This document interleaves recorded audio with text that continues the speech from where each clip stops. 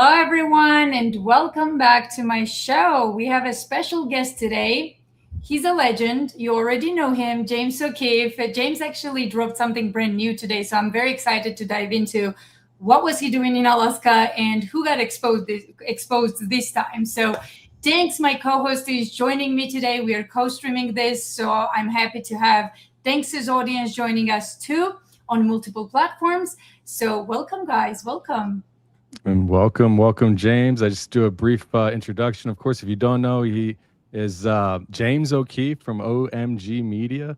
And recently he was just in Alaska and went to a couple of polling places. And he's got a story to tell us that he is just now breaking. So I'm just going to let him go for it. I don't want to speak for him. It's a pleasure to be here with you right now. So why don't we hear from you?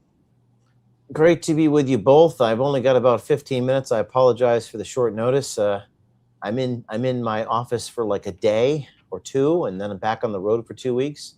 But I was just in Detroit, Michigan, Minneapolis, and Anchorage, Alaska, covering the primary elections in those three places every Tuesday of this month. And the first one, Detroit, we filmed non-citizens voting. People say that doesn't happen. We found two Iranian men who are not citizens. They shouldn't be voting, and they told me that they were going to vote. Minneapolis, this was like the biggest, most viewed video in OMG history. I went in dressed as a Muslim and vouched for 8 other people. Most people, I don't know if you knew, I didn't even know about this vouching law until Scott Pressler tipped me off to it. There's only 2 states in the country that have a vouching law, Iowa and Minnesota. In Iowa, you can vouch for 1 person. In Minnesota, you can vouch for 8. So that has shaken the foundation of the state. Every mainstream media outlet is publishing it, reporting it, attacking me. Secretary of State has called for my arrest. I don't know what they're going to arrest me for, asking questions. I'm not sure. No laws were broken. And then I went to Alaska on Tuesday of this week, and I got offered the ballot of Senator Lisa Murkowski's brother. Now, Lisa Murkowski is interesting because she is the holdout on the SAVE Act, which is before the Senate, and she opposes some of these stringent things in this bill. So the fact that we're being offered her own brother's ballot is interesting. Senator Lisa Murkowski put a statement out today, also calling for my arrest. Now, I've been threatened with arrest more times than anybody can count, but what makes me so different than perhaps the January 6th people is I'm an American journalist. I'm an investigative journalist. And I think that the stuff that we do, showing people, not telling people, and oftentimes showing them in their own words is perhaps the most devastating thing that we can do, as opposed to characterizing them or offering my opinions. I don't offer any of my opinions. I don't comment in these stories. I just show people with their own eyes and ears. They can make a determination. So that's the update. There's lots more to say, but that's kind of an overview. We'll play a quick clip from it, but I just want you guys to know that I've heard so many things before this live event started that, like James is a Zionist, blah, blah, blah. Let me tell you, I know James personally, and James is more of a patriot than many people that are in high positions today trying to arrest him, okay? So I'm sorry, but that is not going to pass here. So James, seems like no matter what administration is in power, you're always hunted. So why is that? Yes. What do you think? Why do you think that is? I think what George Orwell said is freedom is the freedom to say that 1 + 1 = 2. If that is granted, all else follows. I'm a very unique. There's very few people that do this. I mean, there's a few citizen journalists, independent journalists, Cam Higbee, Nick Shirley. There's a few, John Cho, and there's a few people that do this. But I think what I'm very careful not to do is to opine on the subjects I investigate. I try to stay focused on the cold, hard facts. And we live in a world where people believe what they want to believe. So you mentioned there's some comments on the internet, like, I've seen some of those comments about everybody and you and other people, and Absolutely. people just say weird stuff. I don't even know what percentage of these people are bots or real humans, but people believe what they want to believe. And we're not really focused on facts anymore in this country.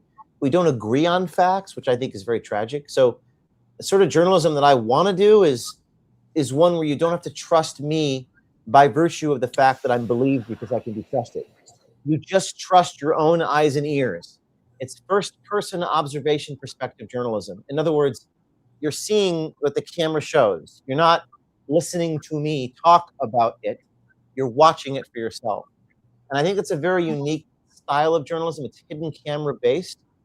And I think that's why every single, CBS, ABC, KTSU, whatever, Fox 5, Fox 9, pardon me, Minneapolis, they're all viciously attacking me right now. And I think the reason that's true is because we're embarrassing them. We're contradicting their narrative. And I think that's a very American tradition. Absolutely. Guys, I want to remind you, James has very limited time. I know you guys have questions, so start sending your questions now because he has limited time, and I will try to do the question part before the show ends just so that he can get your questions, okay? So let me show people what James does in a very short clip so you understand what he's talking about when he says, like, I'm basing my investigations and journalism on facts. So let's play this clip real quick. Guard against the acquisition of unwarranted influence by the military-industrial complex. James O'Keefe, formerly of Project Veritas fame, has released a video today shot undercover by a citizen journalist. So yesterday, James O'Keefe dropped a massive bombshell about the CIA spying on Donald Trump. You have a top secret clearance? Can I tell you that? Okay. What's shocking to see how stupid somebody can be. I've always wanted to expose the military-industrial complex. Brand new details about how Obama's CIA targeted Trump. So what we actually found is he worked at Lockheed Martin. Lockheed Martin has even been involved in previous scandals like price gouging, our own Navy, bribes. I'm kind of in shock. Cheers. I kept racking my brain because I know Trump would be an angle I want to get into the conversation. Was that like, is that? Are you recording me? No, of course not.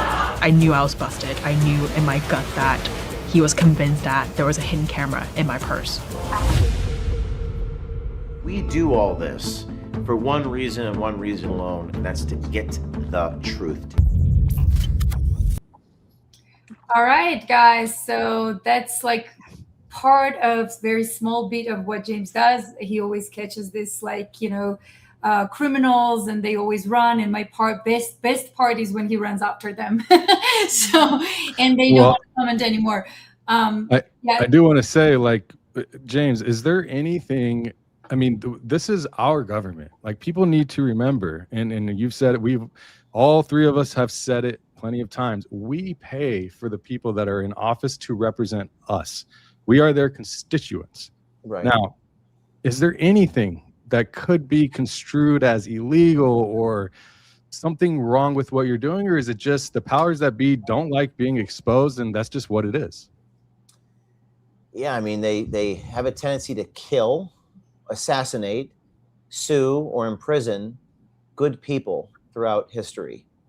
And I think the media, one of the reasons they hate me so much is because I have inside myself what they lack. If you want to get psychological, evil tends to covet good because good has something evil doesn't, if you want to get spiritual. And just by virtue of the fact that we're just shaming them and embarrassing them. When you hold a mirror up to something, they want to hurt, they want to destroy the mirror, right? I mean, I've talked to Elizabeth about my former board member who says he wants to carve out my heart and eat it. He wants to kill me. Why would anybody talk that way? Well, when you hold a mirror up to something and you show them for precisely what they are, that CIA guy, you just played the tape. That was about the guy in the CIA who said, oh, we were hiding information from the president. That this is talking about Trump term 1. And we revealed him. Of course he doesn't like me. They're not going to like me when I'm shaming them and shining a light on them. It's very simple. This is why they don't like me. I mean, and I think there's something deeper and more profound, which is that if you want to be effective in this business, you're going to be hated and they're going to try to destroy you. So you have two choices. Number 1 is to be controlled, or number 2 is to be destroyed. So those are your only two choices, right? Be controlled or be destroyed. Now, I've gone with the second path, which is, okay, come at me, bro. And that's why you have a litany of, I mean, I've been sued 50 times. I've been threatened with arrest. I've been arrested by the FBI. People say, you're controlled opposition. Well, nothing screams controlled opposition like being arrested by the FBI twice, fired from the company I created, sued 50 times, deposed 12 times, had my guns confiscated in Florida 3 months ago, in the free state of Florida. That's unbelievable. And now I'm having Senator Murkowski and the Secretary of State of Minnesota threaten to arrest me. Why? Because I'm not telling the truth? No, because I am telling the truth. And the more truth I tell, the worse it gets. So most people choose to not be fully effective. They choose to opine, sit in a room and talk in a microphone. I very rarely do that. I'm doing it today. I'm promoting the story. I'm about to do a telethon. Most people choose not to be effective because they're afraid of being attacked, vilified, slandered, sued. I do not fear that. I care about getting the story. That's where my heart lies, and that's why people trust O'Keefe Media. So we will play this clip when you leave so that people know exactly what you did, and we'll kind of promote this work because they need to know about it. But I have a question for you. So, you know, when Trump administration came, we thought things would change, you know, for better when it gets to elections, because we closed the borders. And let's give when credit is due. So Trump did close the borders at some level, but we still have this problem. Now we are seeing similar issues, whether it's messy elections or whatever. So what got you on this story? Why did you decide this was a very important story to cover? I would credit Scott Pressler with that. He's the head of I think his organization is called Early Vote Action. Scott Pressler tipped me off about the vouching. When I heard it, I was like, are you out of your mind? Like, I couldn't believe. I have you heard of this vouching thing? No, never heard of it. Nobody. Can you explain a little bit? Nobody. I've been on the media. Nobody has even heard of this. So I thought the very law itself was newsworthy. In Minnesota, I went there in January. I almost got killed after the guy was shot. I forgot his name, but I was covering that story. And Minnesota is just a different place. If you haven't been to Minneapolis, I don't recommend going. It's like Mogadishu. It's like a third world country, and laws don't exist. The police left the city. So I was terrified, and I say all that to say I was very curious. So we checked it out, and we went there. And the vouching law says that if you are living in a precinct with other voters, you can vouch for them. And what the worker told me in the tape was, referring to me in Muslim costume, you are the ID for those 8 people, which is, I mean, it's certifiably nuts. I mean, that's just, so they're claiming I'm misrepresenting, but I didn't misrepresent anything. I just recorded what I saw. So I guess the question for the powers that be is, how am I misrepresenting the law? Exactly. By walking in and I asked a question. Hey, I said, you can watch the tape. You'll watch it after I'm done here talking to you. Mm-hmm. I said, quote, how does this work? By the way, that's a question journalists often ask. Tell me how this works. And the poll worker goes on to say, well, you are the identification for these 8 people. You are declaring that they live in your building or they live in your neighborhood, then they can vote. And I said, so I can go get 5 more people? They say, you can go do that. You can vote today. All I did was record that. Now, if I walked in wearing a tie like this, I don't know that they would have let me do this. But the fact that I went in with this ridiculous costume, I don't know what the technical word is for the Somali garb, but you could see the hat and the white long thing I was wearing. I don't know the word. I know the burqa is what Cam was wearing. It's almost like they were less suspicious. And I think that's that suicidal empathy that people have talked about. Now, again, I'm not taking a pro-Muslim stand, anti-Muslim, pro-Jewish. I know people get into these camps, which I categorically reject. And I hope you understand that. Yeah. I don't care whether you're pro-Jew or anti-Jew or pro-Muslim or anti-Muslim or pro-Israel. That is not what this is about. This is simply about the loopholes and vulnerabilities of the system. Exactly. No, I agree. So quick question, since we are now in the US representing other people to vote, did they by any chance tell you how many people you can represent and vouch for? They said what 8. is the limitation for this? They said 8. And I think the data says there's 1% or so of voters in Minnesota have vouched for other people. Do you think that's insignificant? I mean, some elections turn on a few hundred votes, so Exactly. I think we're still trying to determine the scope. And a lot of people ask me, how prevalent is this? Well, I can tell you a lot of election law judges have reached out to me recently, so we're going to continue to report on to what extent this happens. Perfect. And I want to get to some questions here because we don't have much time. Yeah, we don't have much time. Yeah. So someone asked, what was the last time you felt like the government represented its people? Good question. Well, that's a great question. I believe the people in government, I think there are some good people in this administration. I have met with them in full disclosure. I've met with some people in the Treasury Department who defunded the program I exposed in the Native American pass-through fraud. So there are some good people doing, but I think by and large, the problem is the people in the administration are trying to profit. Many people, not all, are trying to make money. So they're selling their influence. They're for sale. There is a legal form of bribery happening.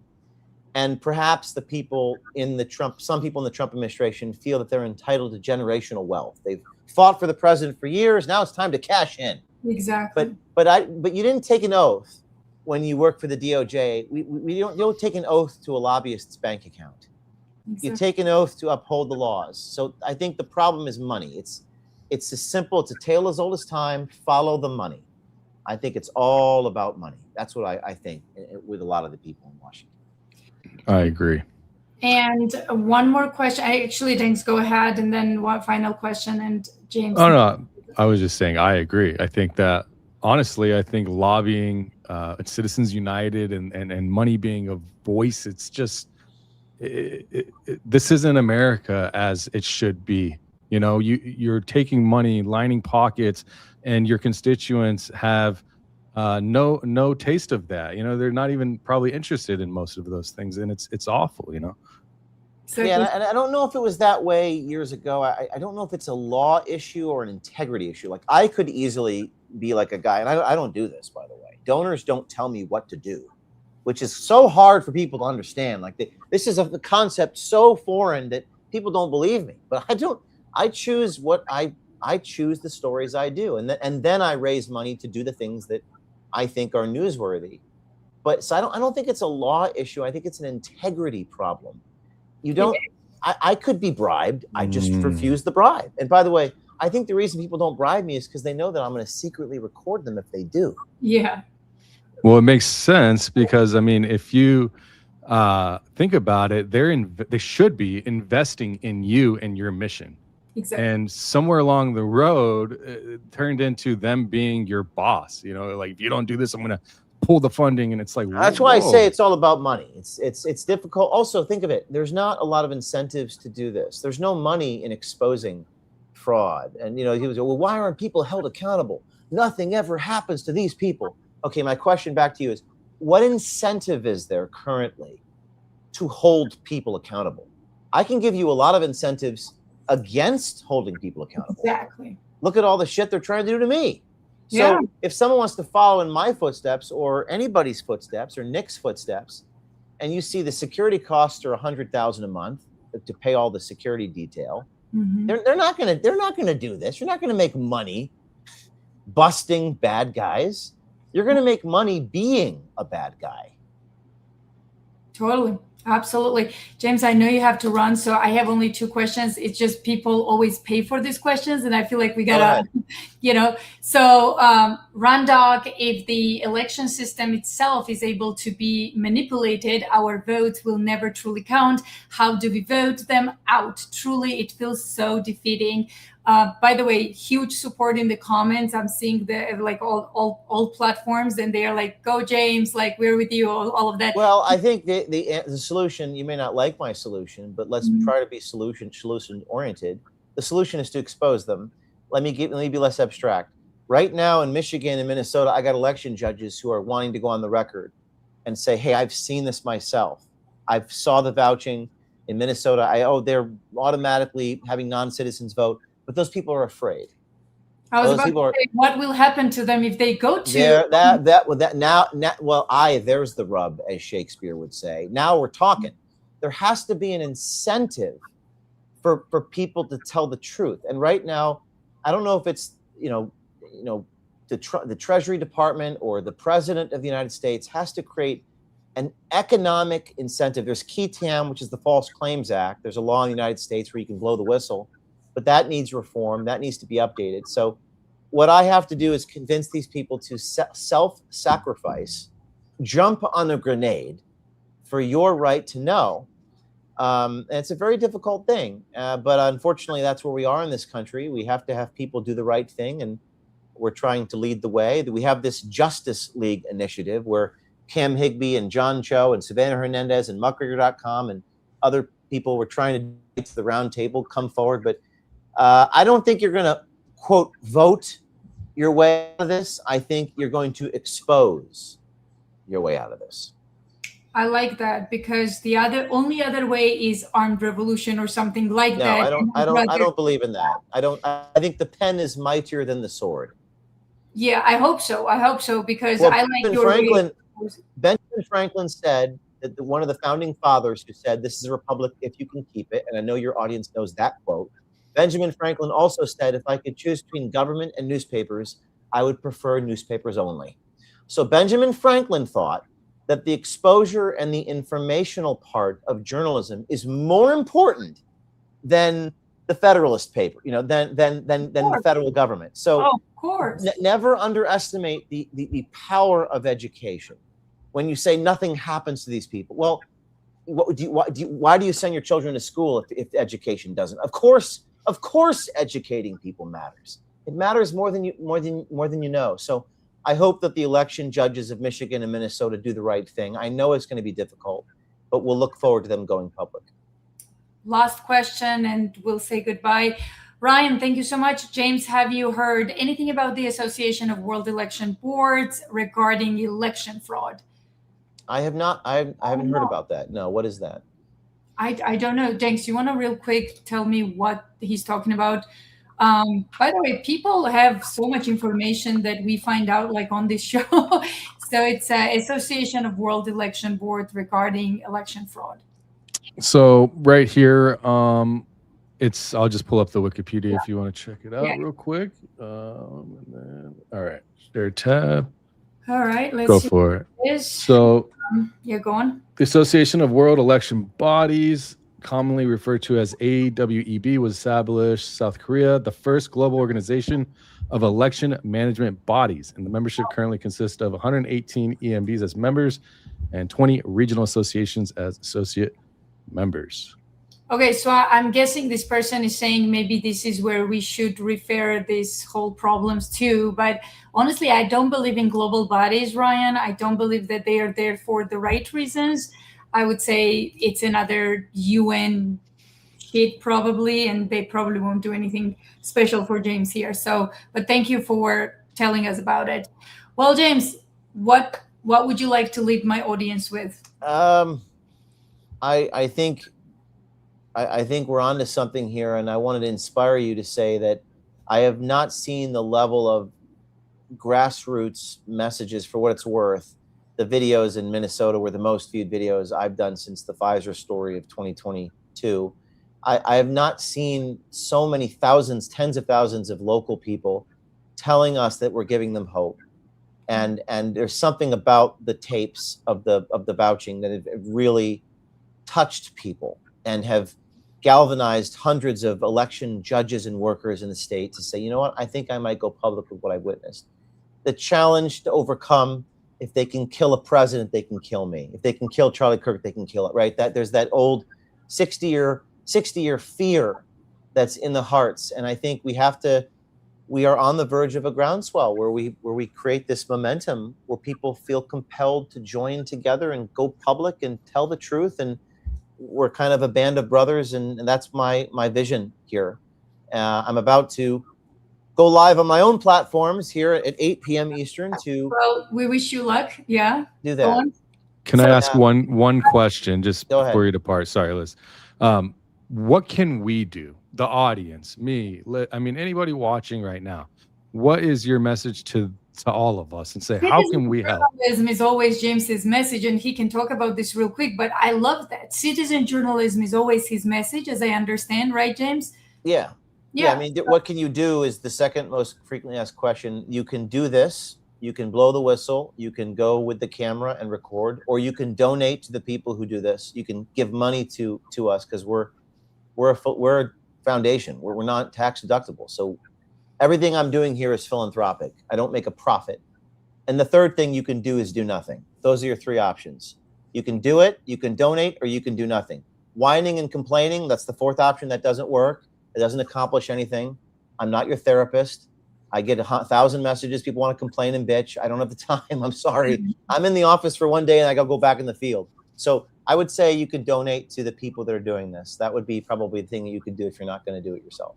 Absolutely. Well, thank you, James O'Keefe. You're doing amazing work. I personally love you very much. You're a friend and wish you all the best luck. We'll play your video after you leave. But guys, if you want to check out James's lives, he has his own podcast. He has his own platform. I highly recommend you check it out. We'll give you all the links you need.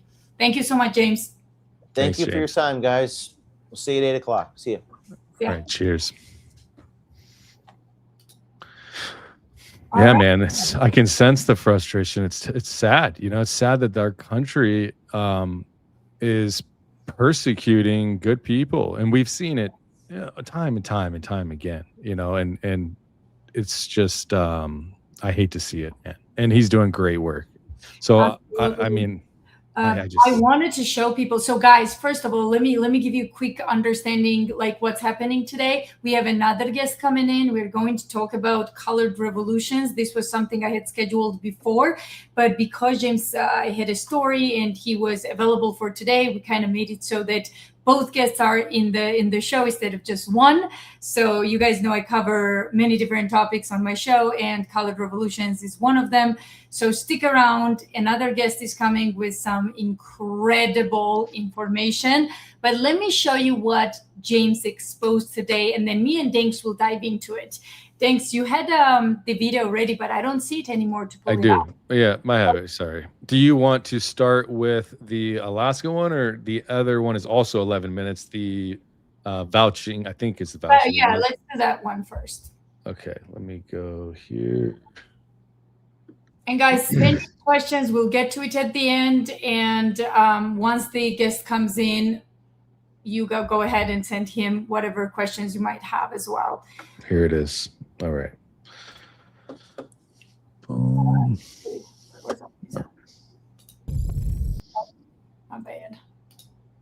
My bad. There we go. Okay, so here's how you see James in action, guys. Let's go. Let us know in the chat. Put a 1 in the chat if you know James, if you know his work. Put a 0 in the chat if you do not know James, if you've never seen his work. Yeah. 1, yes. 0, never seen him. I'm James O'Keefe, and this is vouching for 7 other Muslims at a Minneapolis polling booth. We're going in to this location. What's that? I said, can you make it slightly louder? I don't know if it's good enough. Let me try. Yeah, that's as loud. Here, let me check my computer real quick. Yeah, it's as loud as it goes on here. We're good. I think you did. And I'm going to say that I'm vouching for them. The name is William Lawrence. The question about the vouching program, vouching. I can vouch for them, but they are not registered. That's okay, that's fine. Can I bring 5 more from up to 8 people? Okay, that's a good thing. We go back and we get Krishna and Ernesto and Mohammed. In Minnesota, you can show up on election day and vouch for up to 8 unregistered voters. Members of the Justice League dress up in traditional Muslim attire, including a transgender wearing a burqa, and put this vouching law to an extreme test on primary day, August 11th. Gonna be a baller, shot caller, 20-inch blades, only Impala. The vouching. You're vouching for I vouch for them. Oh, great. Is that okay? Yes. How does that work?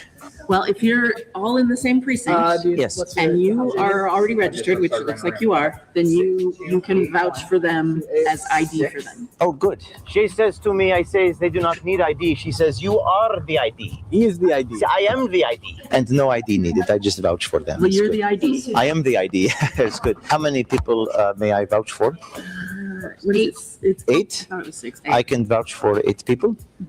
8 people, no ID. We come right back. Thank you. Most poll workers we visited were willing to let us vouch with no questions asked, even when presented with the most absurd situation imaginable, while other poll workers did take issue with our investigation, revealing their awareness that something about this vouching system is deeply flawed or wrong, yet for some reason, they don't want us to expose it. Can't have her see me. Get down.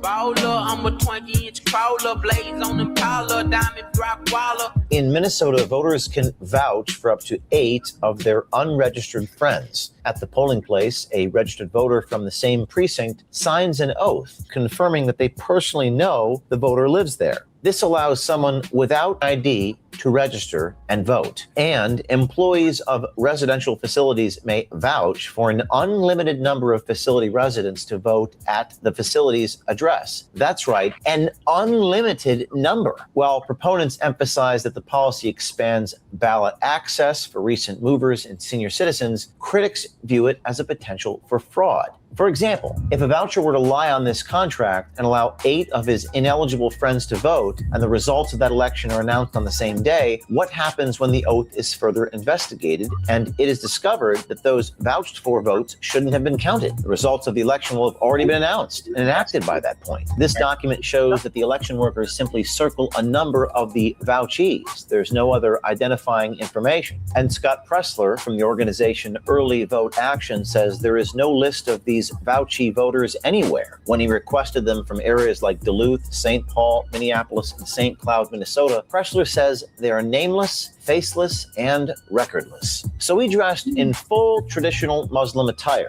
We went in to ask if we can vouch for 8 of our unregistered friends, just to test the limits of this law and the willingness of election judges to go along with it. Only Muslim women traditionally wear the full face covering. So Cam Higbee was in disguise as my transgender Muslim wife. So he's wearing the top, so basically he's not supposed to shake hands with a man. So what he does is once a man tries to shake hands, he has to do it. With like safety right here. Oh no, I don't shake hands. You're going to be the female, or are we? Am I the voucher this You're the time? voucher. We're the vouchees. So I'm William Pomerantz. I am William Pomerantz. This is my. That's great. I vouch for people. Yes, great. I vouch for people for the vouching system. I have 8 people come from my apartment. This is going to be ridiculous. It's going to be great. We're going in to this location, and I'm going to say that I'm vouching for them. The name is William Pomerantz. I'm voting and talking about the vouching program. Yeah? Okay, here we go.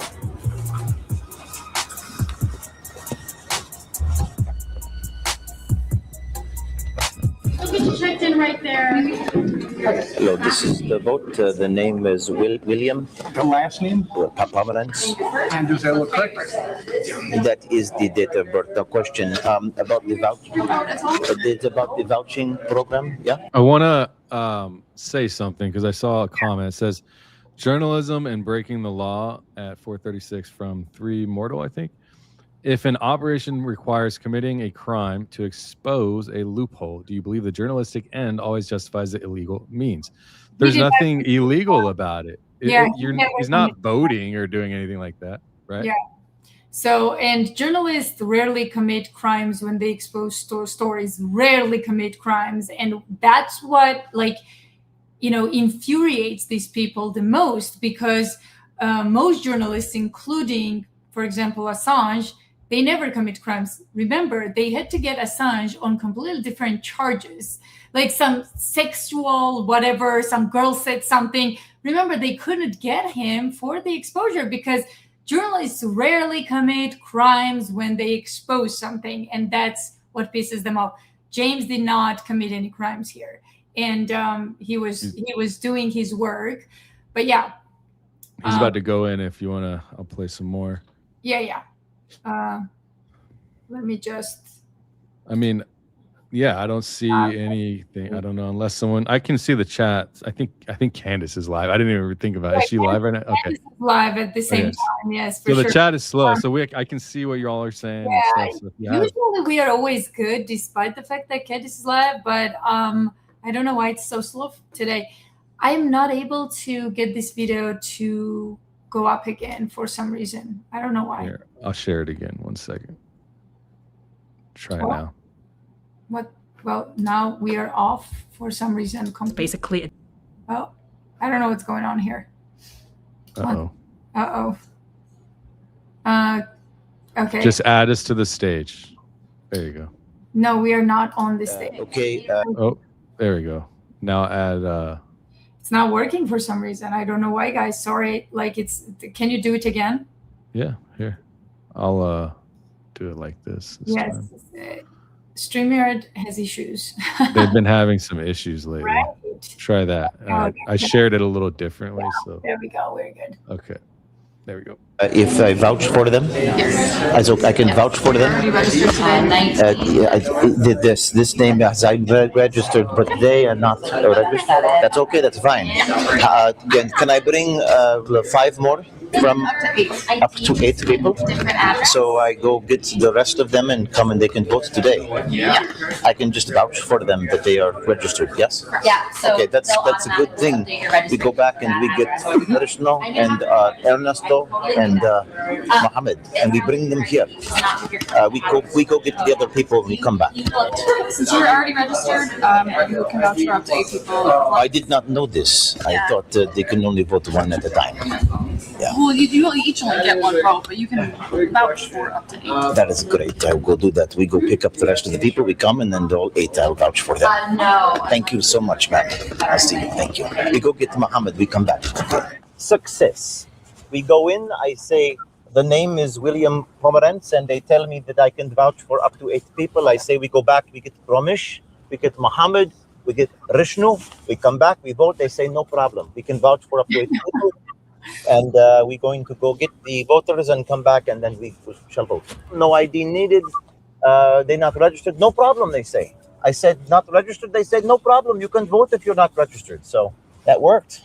Let's try it again. Let's do it again. Pause for a second. No idea. So that guy, rewind, like that guy just standing there in a burqa, like not saying a word is so funny. I know. He's just there with a burqa, like not saying anything, just like standing there. It was very funny. Sorry, guys. I think a lot of people might get rubbed the wrong way because of the things that he does in order to get the story, So why would it even be an issue though? Like what rubs you wrong way right now, Danks? Like if nothing rubs. I mean, if I looked at it, it's like, okay, well, you're the only thing I could say, and I'm just Christian American, right? But I don't know, maybe him dressing in the garb and all of that is oh my gosh, I've done that before. I've dressed in a burqa before just to get a story. Like, I mean, and they make you, and when you go to their country anyways, it's like, as women especially, right? In some countries. So totally. Like I did that in a Muslim country just to get a story. So I don't think why that's an issue. That should not be an issue. And especially in our country. I'm sorry, but why should that be an issue? You know what I mean? No, it shouldn't. And I think like these are. Go on. Sorry, no, you're good. No, sorry, I overtalked you. But this is America at the end of the day. So I mean, if he wanted to dress up like Jason with like fake whatever all over his shirt and fake bullet holes in his shirt, he could. It's like whatever. This is America. So. I don't have any problem with how he does it. I think that someone said something great in the comments. They said, what matters is the information. And I think that is the perfect way to sum up all of this. Is the drama is a distraction to get you away from the information because they don't want you knowing this stuff. Absolutely. I see you guys in the chat. Thank you, Scotty, so much. Renee's here. All of you guys are here. Scotty's like, subscribe. Yes, please do. Guys, if you missed at the beginning, James O'Keefe was our guest today, and he just exposed this story that apparently now in America, you can just vouch for people to vote. They don't need to identify themselves. As I understand, they don't need anything. You can just vouch. That's crazy. That's like legit crazy, guys. This is what ruins countries. So if I was the enemy of this country and I showed up and I said, oh, I don't have to register because this friend of mine can vouch for me, then I'm voting for somebody. What? This is crazy. So we are seeing these stories through. James sent us this on OMG as well. So we're just watching this video to kind of cover this story fully, what James uncovered. So you want to give like a quick intro for people who are just joining us? Yeah, I'll pull back and then I'll share it again. So I believe this is in Franklin Avenue, Minneapolis, Minnesota. Now, what he is basically showing us is that he dressed up in the garb because of the precincts. I don't know how all of this stuff works, like religious precincts or if a precinct has a certain designated group. I'm not familiar with how all of that stuff works, but for whatever the case is, I believe that's why he dressed up in that outfit, to kind of fit in, because what other cultures, there's not many Americans that have 8 people that they need to vouch for, right? So he's trying to basically get into the culture, because that culture is what seems to be the ones doing the most of the vouching. What he said was, what the numbers look like is about 1% of voters, they say, or report, are actually vouching. But if you take 1 and you turn it into 8, you're outvoting. They're all probably going to, most likely, can't say for sure, but most likely they're all going to vote the same way, right? Because they all have the same agendas, because they're in the same family, or they live together, or the same neighborhood, or them. Danks, like you vouch for them. That means like, this person will vote. Like if I vouch for you, you better vote. You know? Yeah. So this is crazy. So that's kind of what it is, really. And it's a big deal. I didn't know that this passed. He didn't know that this passed. And so he's showing us this, and it's a big story, because we've been trying to move towards voter requiring ID. We've been moving towards, or at least hoping to move towards, all of this stuff where either migrants that aren't able to vote, or illegals, or whatever, should be getting out of the system, not in it and further along. But what we're seeing is, even in Minnesota, after all of the corruption that they apparently did with Nick Shirley and all of these things, why this now? Why this now? So instead of money, you're just going to vote now, move the corruption to something else in the same state? Like, what is that? I wonder, like, if this vouching, like, I just vouch this person, you don't have to know who he is, he's gonna vote in your elections, whatever, like, I just vouch for this person. So I wonder if other cultures are also doing it. Like, I just want to know what cultures are doing it, you know what I mean? Like, not just Muslims, but I bet there are other cultures that are doing it. Like, James is now developing this story, so I bet we will hear more about this. I will follow this story for you guys, and I will constantly put it up, like, what evolves, as it evolves, and we'll get to it. So we'll get our guest here in a second. Let's finish this video.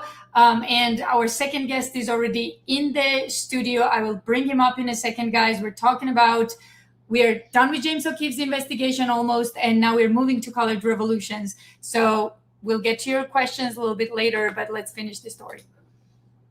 Perfect. Mm-hmm. I do not have ID. There's a problem. Can you sign something? And you don't have ID either. That's the biggest scam, I think, is that you can, as long as you know their name and their address, you can show up and vote in their name, no verification required. But it looks like you may have problems. You want me to ask? Should I get up now? What we could do is just reposition. He's gonna go alert somebody. Does he work there?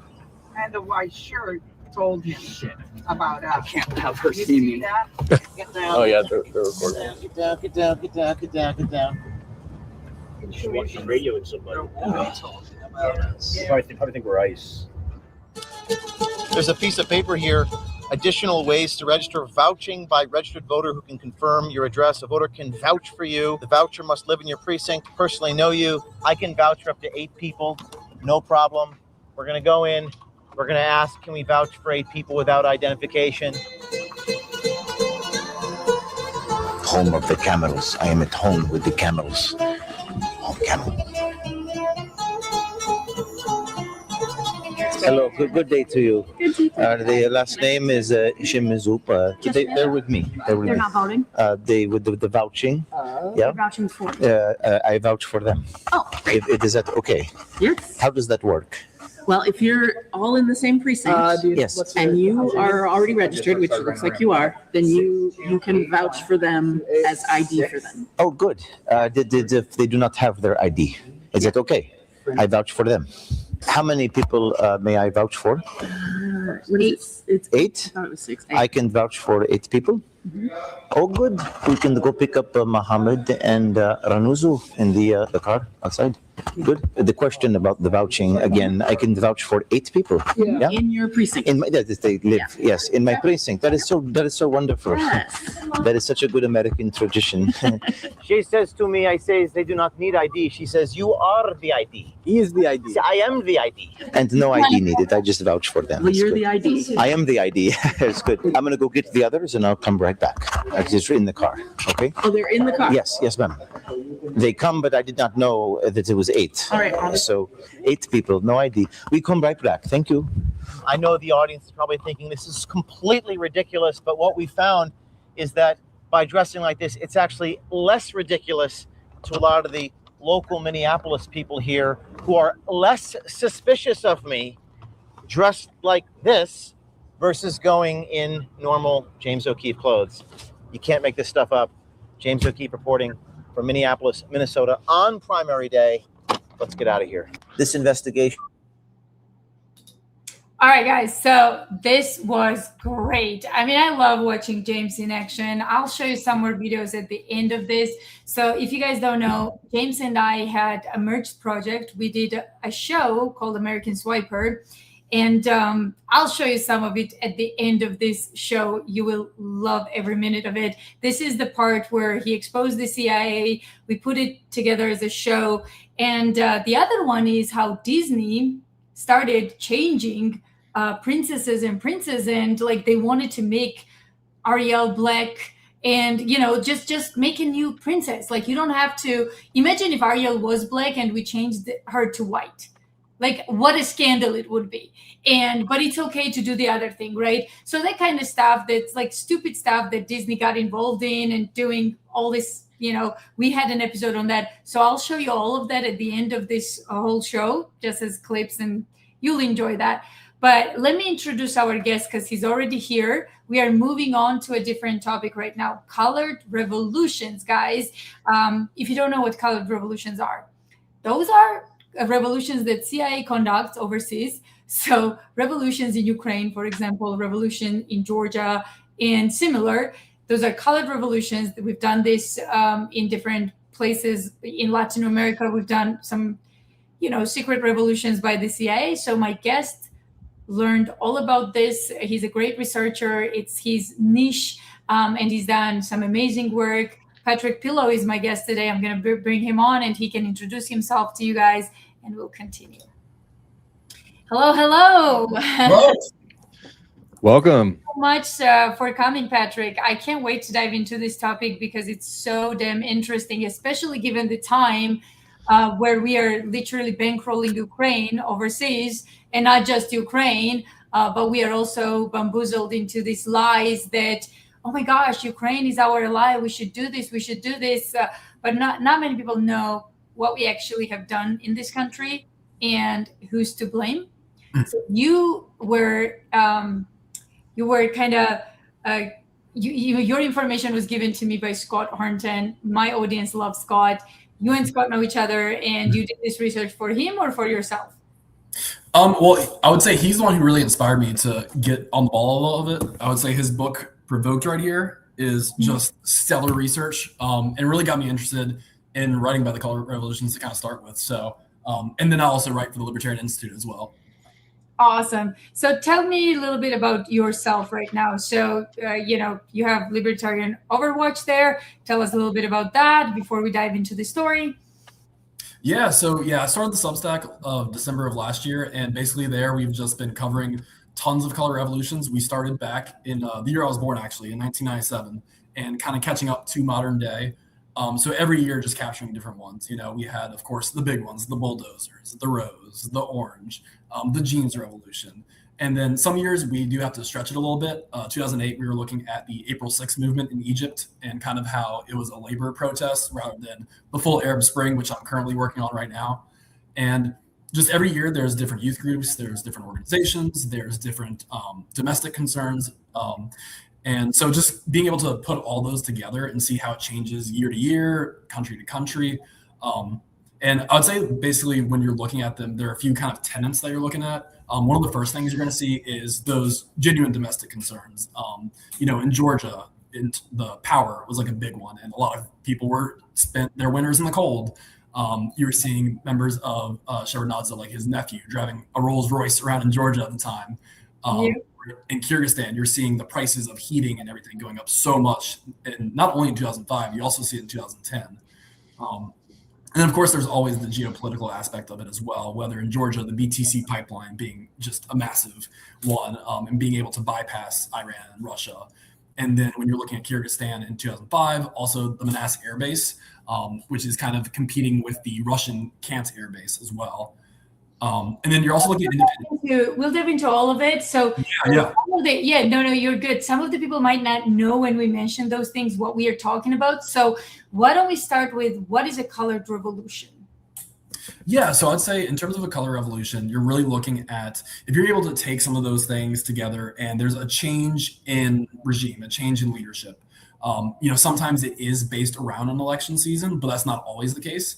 When we were looking at the Cedar Revolution in Lebanon, for example, it was around the assassination of their leader. So it can always vary depending on year to year, but for the most part, it is around the election time. And then you see things, what they call exit polls, which is conducted in a lot of cases from U.S. kind of sources, especially when you're looking at Georgia's 2003 Rose Revolution or 2004, the Ukraine Orange Revolution being the primary ones. But basically just having someone who is priorly in power being replaced by someone else. Unfortunately, in a lot of the cases, it does not necessarily mean better things for the country. Kyrgyzstan is probably the best example of that, where in 2005, the people in Kyrgyzstan were very excited and hopeful for change. Just 5 years later, we have another revolution throwing out who's replaced the prior one in 2005. So that's kind of a general kind of background of some of the color revolutions. And would you say that these revolutions, are they prepared before any overthrow of a government even happens? Like, what's the stages? How do we even get to that point? Yeah, I would say it definitely depends what year you're looking at. I think in Serbia, that was kind of a long-term kind of one where we have OK 98 back in 1998 with Slovakia. So kind of the outline was already kind of set there a little bit. And it started to really gain some momentum with the group Otpor, which is the foundational kind of youth group, which we've seen that same logo, that same group in Georgia, in Belarus, in tons and tons of countries. In that case, it was definitely one where there was a long-term kind of plan. Some of the other ones, like in the Rose Revolution, they mentioned it quite a few times where it was more of a long-term plan, and they didn't expect in 2003 for Saakashvili to come into power. They expected instead for it to be in 2005, but then just as things on the ground started developing, they said, well, 2003 is going to be the year that it happens. Totally. Let's talk about Ukraine, because I really want to dive into some of the stuff that happened in Maidan, because Georgia survived like the second attempt, so they are fine for now, but Ukraine is absolutely bleeding. So let's dive into colored revolution in Ukraine with Yushchenko, the poisoning of Yushchenko. And I believe you said you tied something with Yushchenko with Brett Pascal's trolls, which was like even crazier. I was like, wait a second, how is that even possible? Because I'm exposing Israeli trolls on Tucker show, and not just them, but also Ukrainian trolls. And here you are like tying Yushchenko's. So guys, if you don't know who Yushchenko was president of Ukraine like a few presidents ago. We'll talk about that. He was there before Colored Revolution, before Yanukovych, but he was like a Western puppet and he was too weak and they let him go. It's crazy. But yes, please take away. Sure. Yeah. This is one of the, and the other thing I would say with these color revolutions is there's always like a story within a story, and this is definitely the one that I kind of latched onto. I was seeing this a lot through Justin Raimondo's writings on antiwar.com.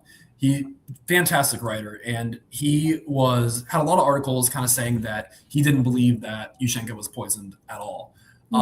And so that led me to dive in a little bit more and try to figure out, I just remember one Saturday just sitting at my laptop. I want to know everything I can about this poisoning kind of situation. I've also been able to talk to some of the primary people kind of involved as well for further information on things of that nature. But yeah, so the poisoning, it happens around September 5th, which is when there is a meeting with SBU. I'm gonna try these names. I might butcher them. I'm gonna try my best. So it was Smeshko, it was Datsyuk, and Zavania.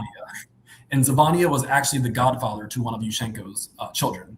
And so there are a lot of like kind of weird, suspicious kind of things with the dinner itself. There were some like orders to remove protective detail by members of the SBU.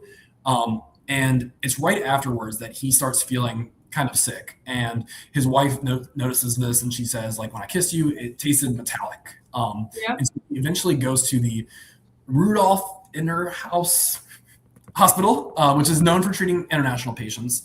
And there was a Dr. Korpan who arranged his admission to the hospital. And very instantly, like, the opposition seized onto the idea of a potential poisoning. And that's a big thing here, too, is that whatever side, I guess you would say, you were on in this situation, both of them took certain kind of narratives and ran with it, to the finish line, as it were.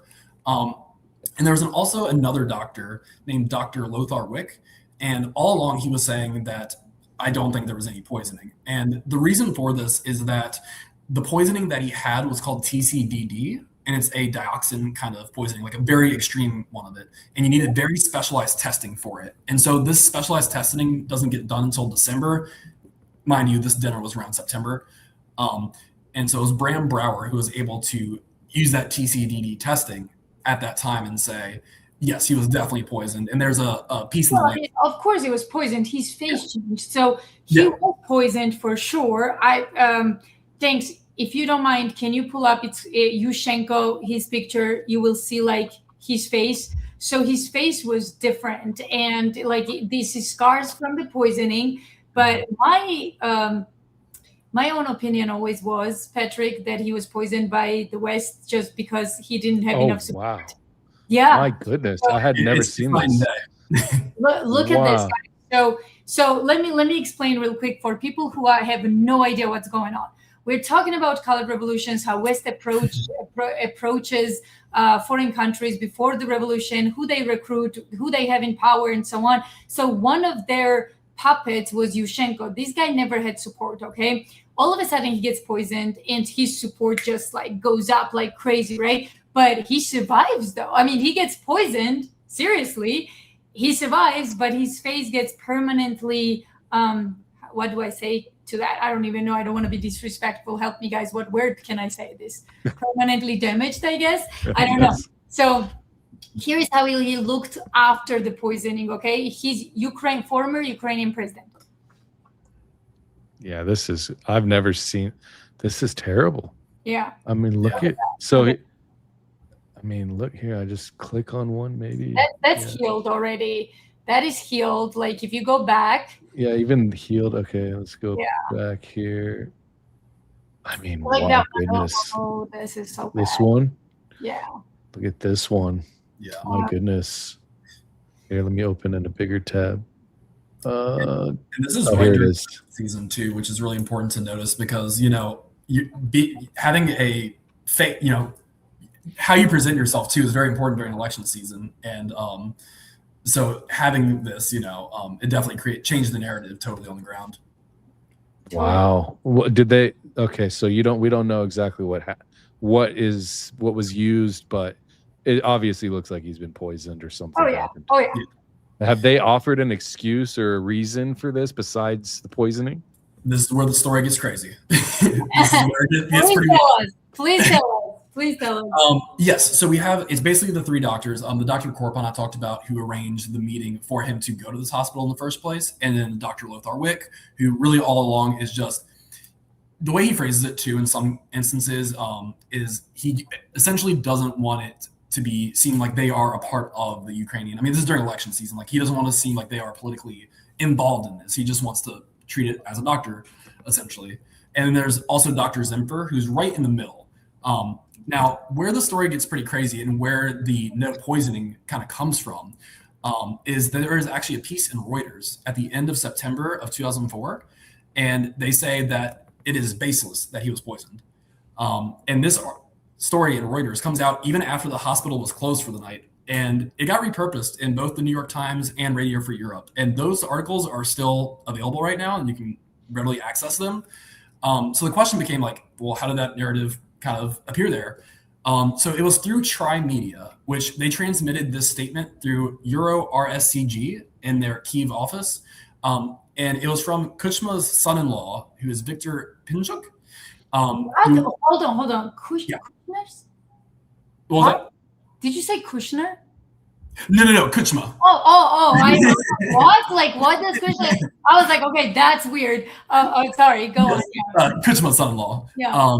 And he essentially said he would finance the hospital communications because his businesses are actually would be threatened by the privatization plans that Yushchenko would have if he does, win the presidency. And so they then used Dr. Lothar Wick, where they set up this press conference with him. And I saw a few different sources. There's one on Pravda where they say it's like a video kind of press conference. And then in other ones, they were saying that it was at the hospital itself where there was this press conference that they had. And people were waiting out the door to come and arrive, where he would say there was no poisoning.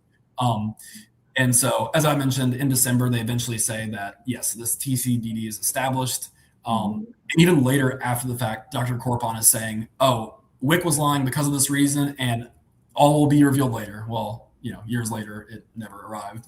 So essentially, what we're getting to here is this Euro RSCG eventually in 2012 becomes Havas Worldwide, and that is the organization that Parscale was funded through, was Havas Media.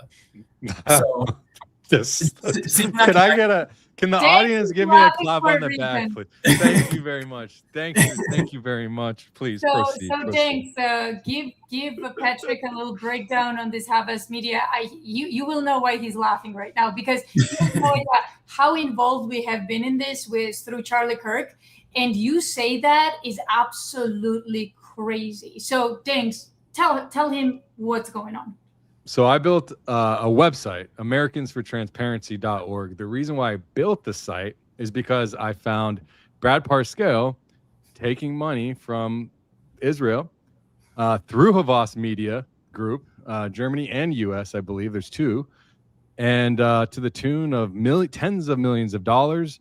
He is he's a C-suite strategist executive at what's the Salem Media Group, which is a pro-Christian, ultra, Zionist media machine now that's getting pushed around by the money from Havas Media. And it's not only that, the Trump family owns stake in Salem Media, and they're all got their hands in. And Brad Parscale is at the center of Israeli propaganda in the United States, and they're targeting Christian Americans. And Charlie Kirk Show was their #1 podcast. So they've been spreading the message for Brad Parscale, whether they know it or not. They're being funded by a registered foreign agent. Brad Parscale is a foreign agent registered for FARA. So that's why this is all very ironic. So Patrick, tell me more about this. Tell me more about Havas involvement, because this is where everything ties in. And guys, when I went to Tucker, I talked about this. Israel and Ukraine are run by the same people. Do you see the connections now or not? You know what I mean? Like, it's crazy how these globalists are come in all circles. So please tell us more about it. Yeah, and then and before I even get there too, I also wanted to mention that because I know you also had mentioned the Integrity Initiative. And so when we're talking about like using narratives to paint a picture, Integrity Initiative, took the Yushchenko poisoning and was blaming it directly to Russia and saying, we're going to use a human story to convey it and stuff like that. And I do want to mention Kit Clarenberg. He pointed me in that direction, and he is a fantastic journalist, always having some really great documents and things like that. But yeah, no, essentially kind of what you mentioned. it's just crazy seeing that evolution. And some of these organizations that during my research of the color revolutions, and seeing that evolution of how even in modern day, the ones that were in the early 2000s, they're still around in some way, shape, or form. One of the ones I pointed to in Ukraine was this website that was oh man, I'm blanking on the name right now of it. But essentially they said we did the de facto branding, we did the color scheme, all these kind of things. And the partnerships that they had, it was NATO, it was the CIA, and all the quotes that they had immediately after the fact was, "Oh, we've never been so involved in democracy until today." But then once it gets reported in the Wall Street Journal and Russian media, a lot of backpedaling. Essentially they don't want anything to do with it. And then in 2017, that company becomes chief, and then it is still getting $100,000 in USAID funding for environmental something or another. And just like I said, seeing how these organizations over time evolve, I think has been one of the more interesting things, whether it is the NGOs like your Freedom House, like your Open Societies, like the NED, the USAID. Give me more on this evolvement, because again, like I was absolutely shocked when I heard that they had so much backing when they approached our veterans and they said, we'll pay you in whatever you want. Do you want NGOs like to get involved? Do you want this nonprofit? Like, we'll pay you through nonprofit. We'll pay you through, if you have LLC, don't worry, we'll pay you through your LLC. What do you sell? You just let us know. It's crazy how they learned to avoid FARA. The only reason Brett Pascal went through FARA is because of the multi-million-dollar campaign that they couldn't run through anything. So they knew that this was going to be like millions a week. And it would raise a lot of questions and they would get caught. And then when they get caught, they're going to expose the bigger ring. So they were like, you know what? We'll allow Brett to go and register under FARA. We'll just, push millions and millions and millions on him, while others are doing the same work. You're muted. Thanks. I'm sorry. Were you talking? Yeah, I noticed that, but I didn't want to. I was just going to say it's like in the first 6 months of his FARA contract, I believe it was $9 million a month. And then it went up, I think, like 4x from that now. I don't know for certain. I haven't looked as of right now, but yeah, they upped it. And the worst part, guys, we pay Israel this money. Just so you know, Israel without the US money would not exist, okay? Like, we feed this monster. And of course, it's not just us. Europeans feed the same monster, but we are just the cash cow, okay? No one pays Israel more than we do. And of course, what happened with Ukraine and United 24? Whose money they were using to bribe our vets? Ours. We sent this money to them. It's just that's the sadistic part, is that we send it in foreign aid, and then they send it back as their foreign aid, and then they use it against us. It's like propaganda money. As propaganda machine money. It's crazy. Yeah, and Tucker said it the best. This is a humiliation ritual. Like, they almost tell you you're a nobody. Look what we do to you, and you're so stupid. And it's like, yeah, Americans are waking up to it, cockroaches. Let's see who's stupid now. It's just so unbelievable that they thought they could get away with all this, So anyway, I don't want to stop Patrick from the whole story. So first, like, Patrick, tell me this evolution with these NGOs and all of a sudden these nonprofits. And now they've learned that if you're a nonprofit, it's not good enough. You have to be religious nonprofit. Why do you think all these pastors are out there? Like, if you're a religious nonprofit, right, then you are not accountable for freaking anything. Like, you're a religion, you're off limits, right? So tell me what evolution you saw, and then we'll go back to Ukrainian colored revolution, because I want to play a few clips, but go ahead. Yeah, I think the best way to capture that is through some of the color revolutions of looking at those NGOs.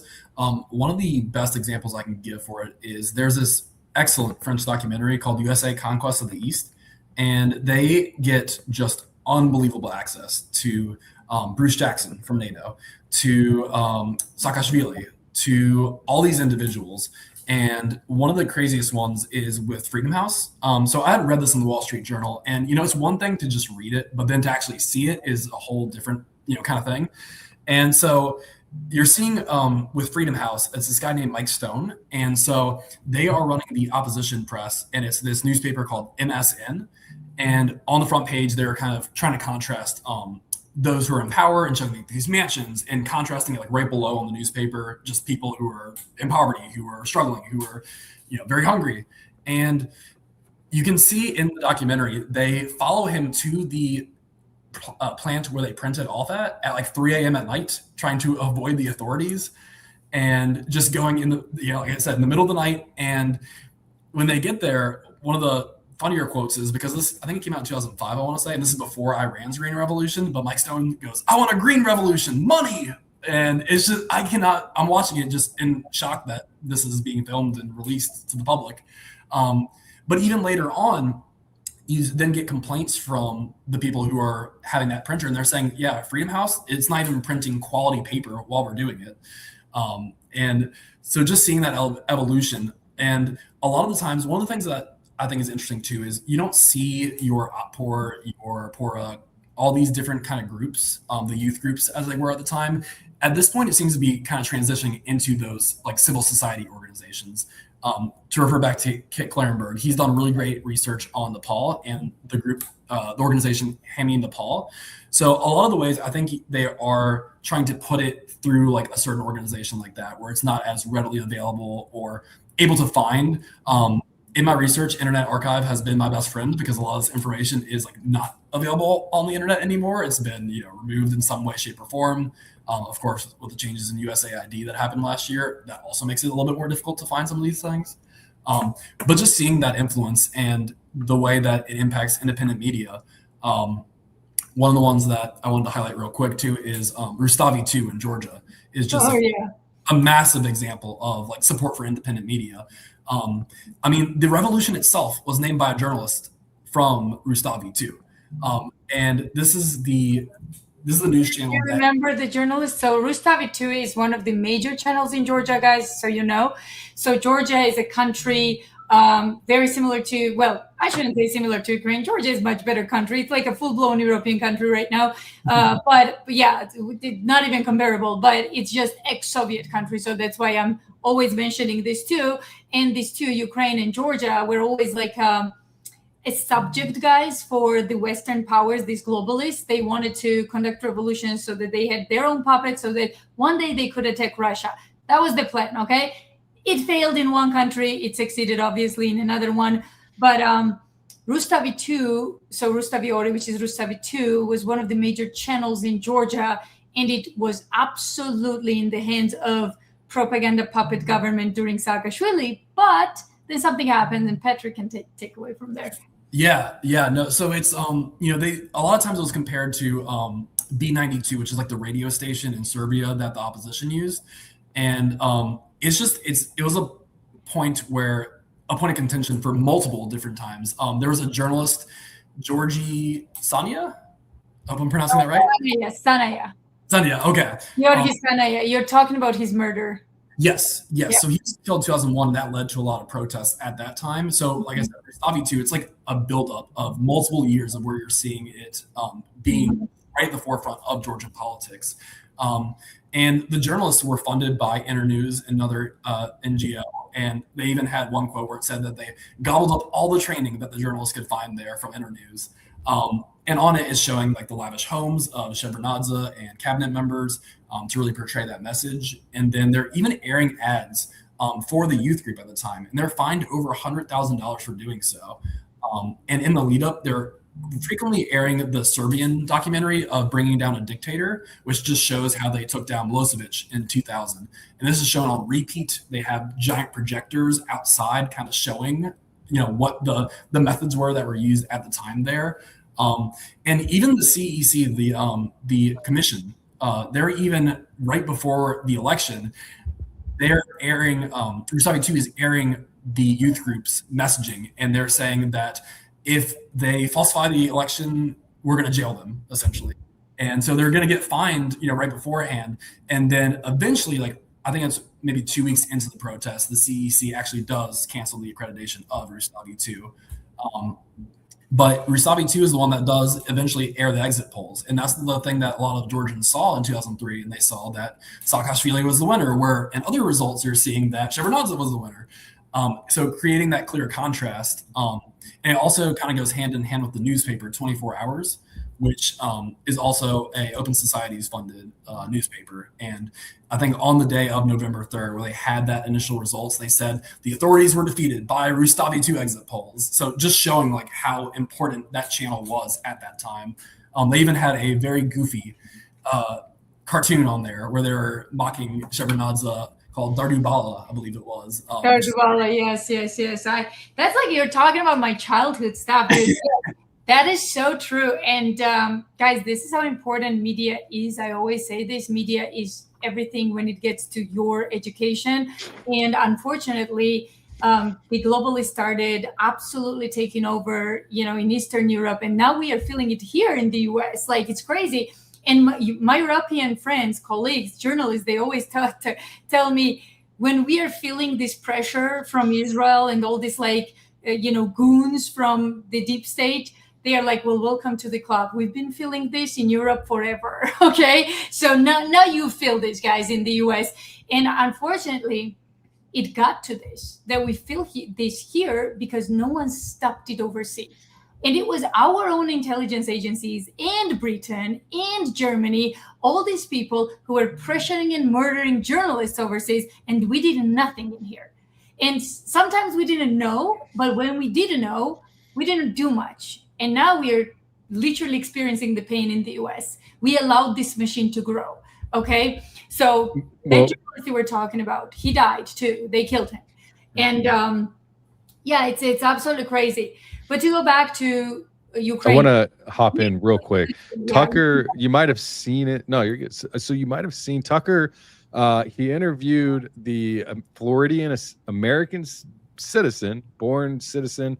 His son died in Palestine when he was visiting family.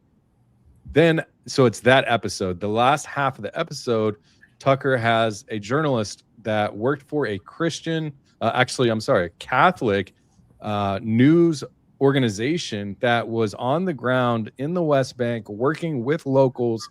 And out of the blue, they told him from the CEO, all of the Catholic organizations that are doing this journalism, no more coverage at all from that area, hands down. If you do cover, the only sources that they've been allowed to use is the IDF. No more locals. That's what we're dealing with now. And this is a Catholic American journalist company. It's terrible. It's unbelievable. And I heard a story today, guys. I'm going to have him on my show. I won't say who he is because they will attack him right away. So he was overseas and he came back, and he's a creator, journalist, very young. So they questioned him at the airport, of course. And they said, in the US, guys, not in any other country, in the US, they told him, you tweeted something. We want to know, why did you tweet this? And he was like, excuse me? This is happening in the US, guys. So he comes from overseas. He was there visiting, girlfriend, whatever. So he comes overseas. You know what the tweet was? So this person is a very close friend of mine. You guys, well, thanks, you might know him. So he's an independent creator. He tweeted a bunch of stuff about Trump. No one ever bothered. He tweeted a bunch of stuff about other people in the administration. No one ever bothered. You know what bothered them the most? They pulled up a tweet about Ben-Gvir. And they said, how dare you tweet, not in this word, but why did you tweet about Ben-Gvir? And he was like, are you serious? Are we in Israel? I will tweet about Ben-Gvir as many effing times as I want, okay? And I will tweet about dear Bibi Netanyahu as many effing times as I want. So it's crazy that an American creator is stopped at the borders and they are asking, why'd you do that? Why'd you do that? What? When we're watching these people now, they're trying to scare us from saying anything and from going and coming to and from. And that's what I see when I see this. And it's, I don't know where to go and how to stop this. I mean, that's one thing that I constantly get stuck at a loss at, is I feel like we're very rapidly losing. We're just losing. We're losing freedom. We're losing our finance. We're losing our rates. We're losing our country. So country, thanks. I get a little not know what to say ish because I don't know how to stop this. Usually I'm a person of like receipts and solutions, and right now I don't see anything but just receipts and no solutions. Absolutely, and I guess the best way to do these things is not be afraid. Cannot be afraid. Like, that's it. You can't be afraid. We keep doing what we're doing. Money, no money. Like, none of us live well. Like, we are like very average, usual Americans. Like, we just keep doing what we can. And anyway, yeah. So thank you, Patrick. And please continue on this because it's so important. Colored revolution happens. They literally pick the cabinets. We know that voice recording of Victoria Nuland when she's literally picking who's going to lead Ukraine, and he's like going back, and she's going back and forth like, oh, but that person doesn't have this or that. I mean, like, I'm sorry, who are you, woman? Like some fat woman from US? Like, what are you doing again? Like, it's so crazy. But it's very interesting that her husband is a graduate of Skull and Bones, by the way. People should know that. Yes, he's an official graduate of Skull and Bones. He was at Yale University. So when this whole thing happened, they wanted to portray it as a natural revolution, okay? So the only person that did justice to what happened so far in terms of documentary was Oliver Stone. Would you agree with that? Patrick, I would say. Would you agree that? Yeah, so I want to play something, a clip from Oliver Stone's movie or documentary that he did, where he actually interviewed the president that got ousted and people who were in charge. And it's like some of it is in English, some of it is subtitled. So guys in the chat, stop fighting for a second and pay attention to the clip real quick. So I'm gonna screen share this for you guys. 1 second, and then we can comment on it, Patrick, real quick. I'll quickly say while you're getting that up, I don't think people take seriously enough organizations like Skull and Bones. They're all part of the same, they all have the same, they come from the same book, it's all the Freemasonry. Yeah. But I highly encourage people to understand what that is, because it's not just, oh, my grandpa was it's not what people say it is. Yeah. It's not good. I'll tell you that. I agree. So, 1 sec. Let me just share this. Can all of you see this? Yeah, I see it. Okay. You can we do this? You can push that. Yeah, there you go. Yeah, so. And turn it up a little bit. So this is Colored Revolution and how they overthrew, legitimately elected president in Ukraine. 24 числа первое было нападение на кабинет министров.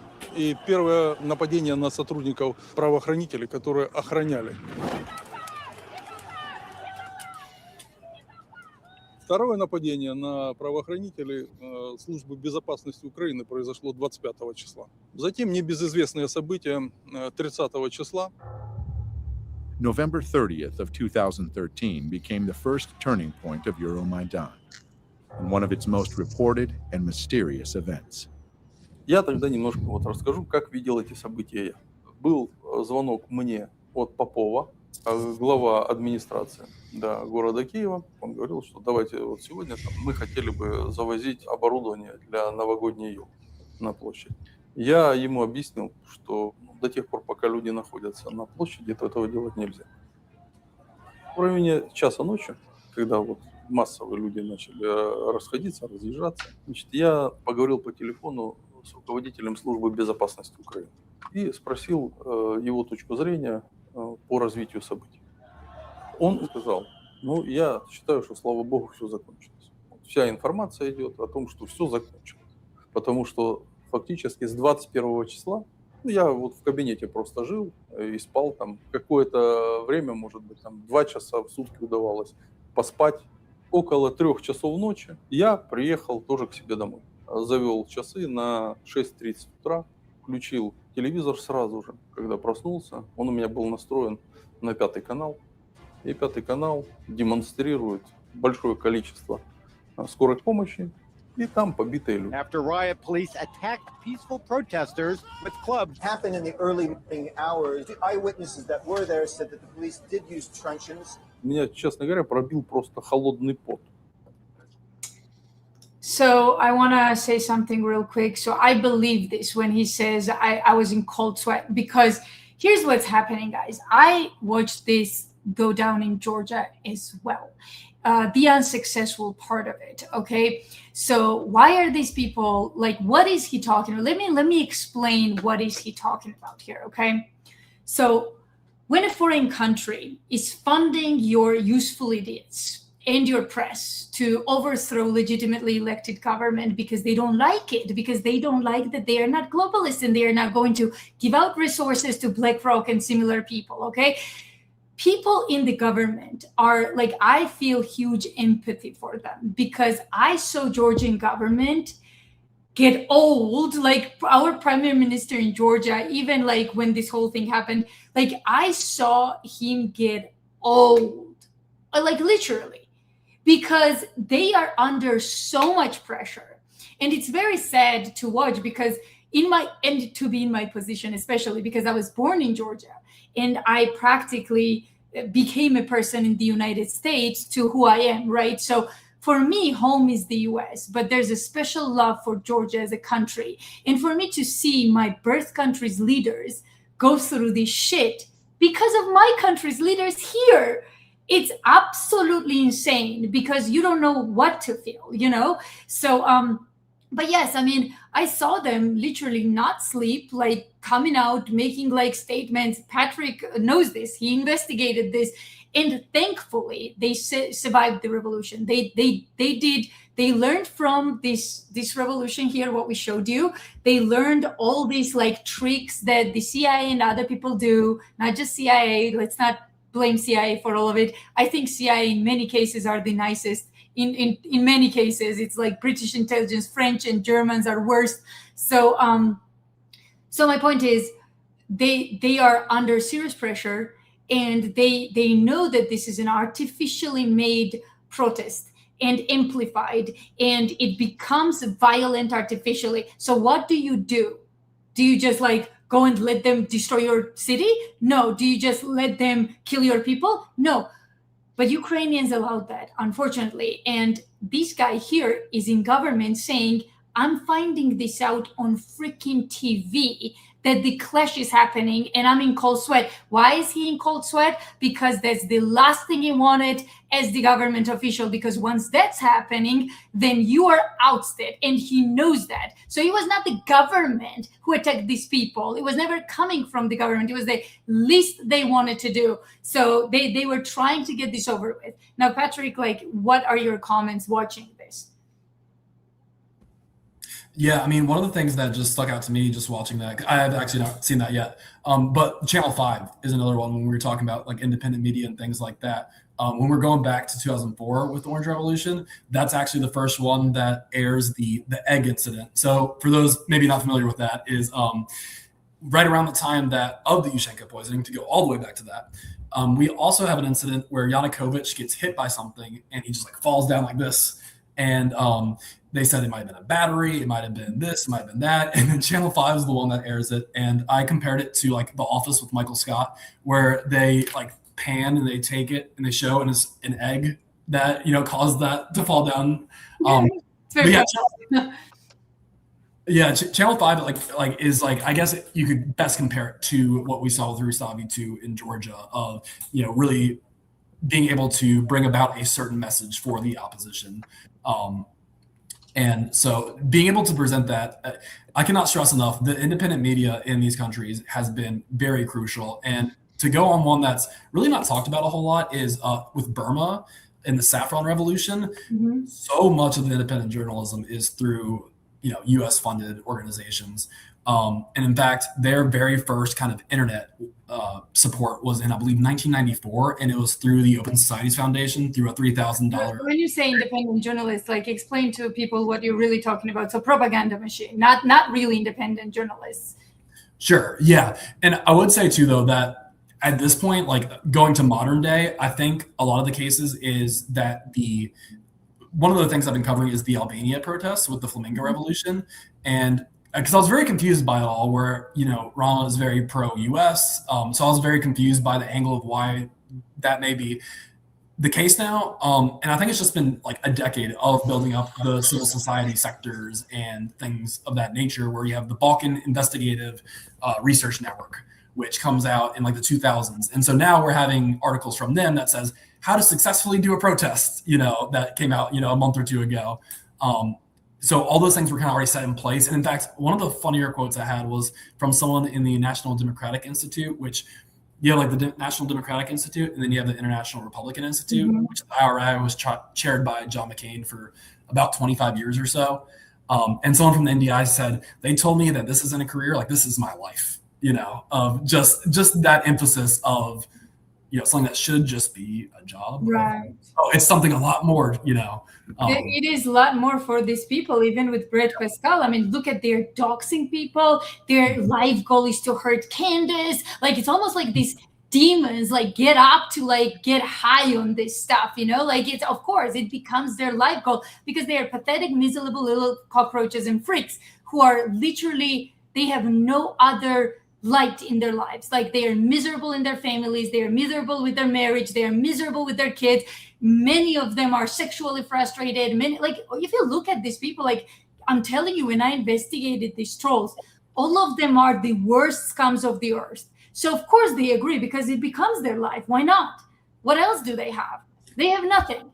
So of course it becomes their life goal to go after and conduct like these kind of revolutions as a media source or whatever. Like, it's so pathetic. And honestly, like, I'm not as nice as many people when it gets to these people. Like, I would put them in jail if it was me, because you're committing an act of treason to your country. Like, what is out there?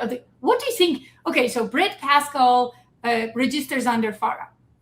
Okay, great. So we know you're an agent. What about these other go-arounds, like with these nonprofits and stuff? You're not committing a crime just because you found a legal loophole. You're not morally betraying your country. Of course you are. So stop it. Stop it. It's just crazy. So I want to get to some comments, guys.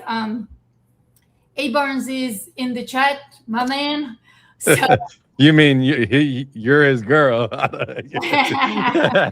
no, He loves let me just see some of the chats, guys, before we continue, and then you can ask Patrick whatever you need when it gets to revolution. So we've got some new members. That's for you, Danks. Welcome, Daz. Thanks. Memberships. Thanks, Amoroso. The real Amoroso. He hates it when I say it like that. Amoroso. Sorry. Hey, Burns, Elizabeth, you're the greatest woman journalist of all time. Oh, thank you. Have you connected the dots with Trump, Rothschild, and Poroshenko through Russian? No, Poroshenko. Okay, that's interesting. I mean, Rothschilds are everywhere, so I'm not surprised that Poroshenko's, corruption may be tied to Rothschilds, but I'll look into it, actually. Let me just take a screenshot of this real quick. I sent it to you already. Oh, thank you. Thank you. Yeah. So do you know anything about this, Patrick? Do you know anything about... Unfamiliar, I gotta say. No? I got nothing. All right. So this is more... Thank you, Mimi. Thank you, Mimi. Appreciate you. Thanks for the $10, I think. Thank you. Hey, Burns, we're back. Most college revolutions are backed by mega corporations that want to rule the world. BlackRock in Ukraine, of course, Rothschild, Trump. Next thing you know, guy playing piano with the PPE's press. That's Zelensky, guys. Yes, hey, Burns, you are correct. I was so shocked when I had no idea Zelensky was that exotic dancing weirdo dude. That was so weird to me to see. And it was while I was watching Abramovich video or something. It was so weird. Speaking of Freemasons. Yeah, and what's crazy is that he actually performed in front of Putin. There's a video of Putin laughing at his performance because he's a fucking clown. Excuse me. Yeah, he's dressed like I don't know. It's weird. Goth tranny. I don't know. Yeah, something like that. No offense if you are. I guess it's all you. Yeah. Thank you so much, new member on my channel. Thank you, Hey. over 50. Ooh, okay. A Burns, without naming a name, describe the person that you expect to lead the revolution, and what do you think will be their main motivation? So, revolution where? Like in Ukraine, or? Well, Ukraine is developing. There's some very strange developments in Ukraine. Are you following that, Patrick? A little bit. I gotta say, I'm not as I'm really on the color revolution mode, so I'm following like what potential countries are in color revolution mode right now, and there's actually a lot.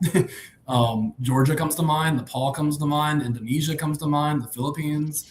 Armenia, I've been covering a ton of over the past 2 or 3 months. So yeah, so there is a challenger now for Zelensky. There's a real challenge for Zelensky right now. He recently fired someone from his cabinet, and I think Ukrainians are getting to the point where they are realizing that there is no real like 30s to 40s men left in Ukraine, and they need to do something about something. And I'm afraid that they're going to change the bed with worst, because that's what it looks like, quite honestly. But I hope not. I don't know. I have zero hopes with Ukraine, but whatever is left, I hope they will make a right choice. But I don't know. They are quite engulfed with their globalism. So forgive my. Oh, go ahead, please. Oh, sorry. No, I will say Scott Horton has an article about this, about Beletsky, and he's really fearful of Beletsky becoming the new leader of Ukraine. Yeah. And he makes a very convincing argument for it. So. Oh, absolutely. That's he's right. He's right.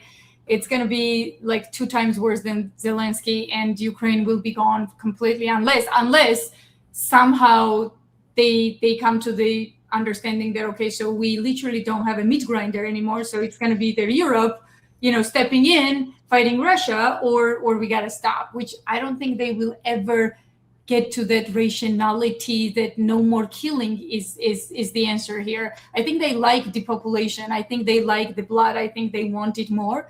So we'll see. That's for you, thanks. Hey, Ivan, good to see you, man. Keep going, Max, bro. God bless. God bless you too. Good to see you. Hope you're doing well. It's been a while. Thanks for dropping by. Hey, Burns, Project Stargate, controlling the algorithms. Do you think Larry Ellison was behind the murder of George Webb, mRNA curing cancer, right? Oracle is listening and spying to control. So I don't know if he was involved in murder of anybody, really. But Larry Ellison is one of the most despicable humans out there. I mean, this guy is, to me, probably one of the most dishonorable, despicable humans. So, yeah, I mean, he's listening to everybody. He's trying to dominate the market. He's trying to enslave Americans. I mean, there's nothing good about this guy. Nothing. I can't even say he's especially smart or anything, but none of these people are. If you pay attention, guys, these people are not very smart. They are just very corrupt, and they are willing to do what you're not going to do and win that way. Not because they are mega smarts in anything, really. It's very sad. Right. And they work at this for a long time. Sorry, which one was? It's okay. Yeah, go. I apologize. I would say just look at what Jeffrey Epstein, people say he's such a genius, and then you listen to him talk and you're like, this is genius, Yeah, I don't understand it. Yeah, no. Yeah, it's very sad. Yeah, he's not genius. He was writing like a 5-year-old. Oh, I almost forgot what I was gonna say. Sorry, Sorry these about that. people. No, you're good. You're good. All good. You're a guest, please. What we have to realize is that Oracle is an older company, so they're in for the long haul. They've got a 100-year plan, alive or dead, so they start small. Oracle was like a data company helping healthcare orchestrate and organize their medical, whatever, all that stuff. And they slowly started getting into every single digital technological niche to where now they are the hub of data for every company basically, besides like Google and stuff. And even then, there's partnerships all over the place. So they've been at this for a long time. And to think that anybody can stop anything now is, it's like imagine you have been working your whole life and you built something that's worth billions of dollars, if not trillions of dollars, actually. And then what? You're going to just stop now because people don't like it? No, absolutely. No, he's not going to stop things, but we can stop him. And that has been an example over and over again in human history. You can stop him. We can stop him. So of course he's not going to stop. What, you're going to talk sense into Larry Ellison? No, he looks at you like a nobody. You're a sacramental, lamb for him. You're a pig. You're a nobody. Like he's the guy who needs to decide everything, like he's talking about it too. These people believe that there are certain elites that needs to rule the world, period. You're not changing their opinions. Your empathy is not taking, well with these people. They don't care. You got to treat them like they treat you. So they treat you like a cockroach. You treat them like a cockroach. The only difference is that they are cockroaches, in difference with us. So anyway, yeah. And it's funny because they are the actual cockroaches, and they actually think that we are the most vile, repulsive cockroaches. And Yep. it's not about for them, it is about religion, I think, because back again to the Masons, they really don't like us. You know what I mean? They think poor people, Christians, and even atheists, they think that we're all repulsive because they believe in the opposite of Christianity. So they're willing to go to that demonic length.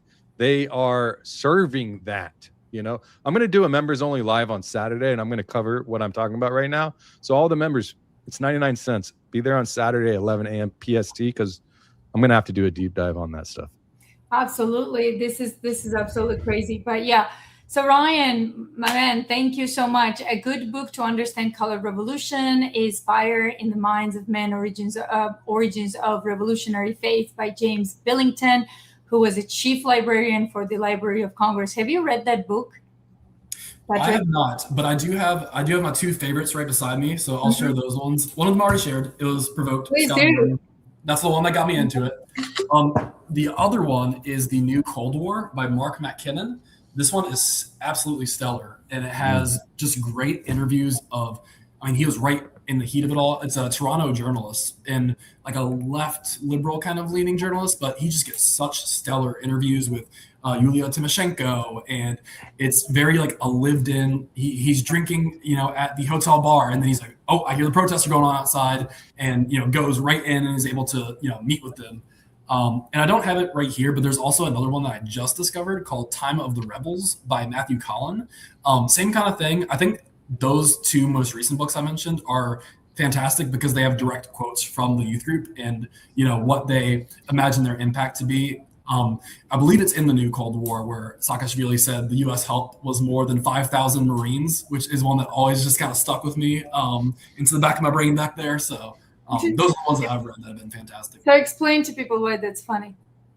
Well, he's just essentially, after the revolution's already happened, saying that, hey, the support we had for independent media, the support that we had through the various NGOs, that really helped carry the revolution, I make a point of this too, where, sometimes I do, and I think in almost all the revolutions, there is that genuine domestic, upset for some reason or another. Of course.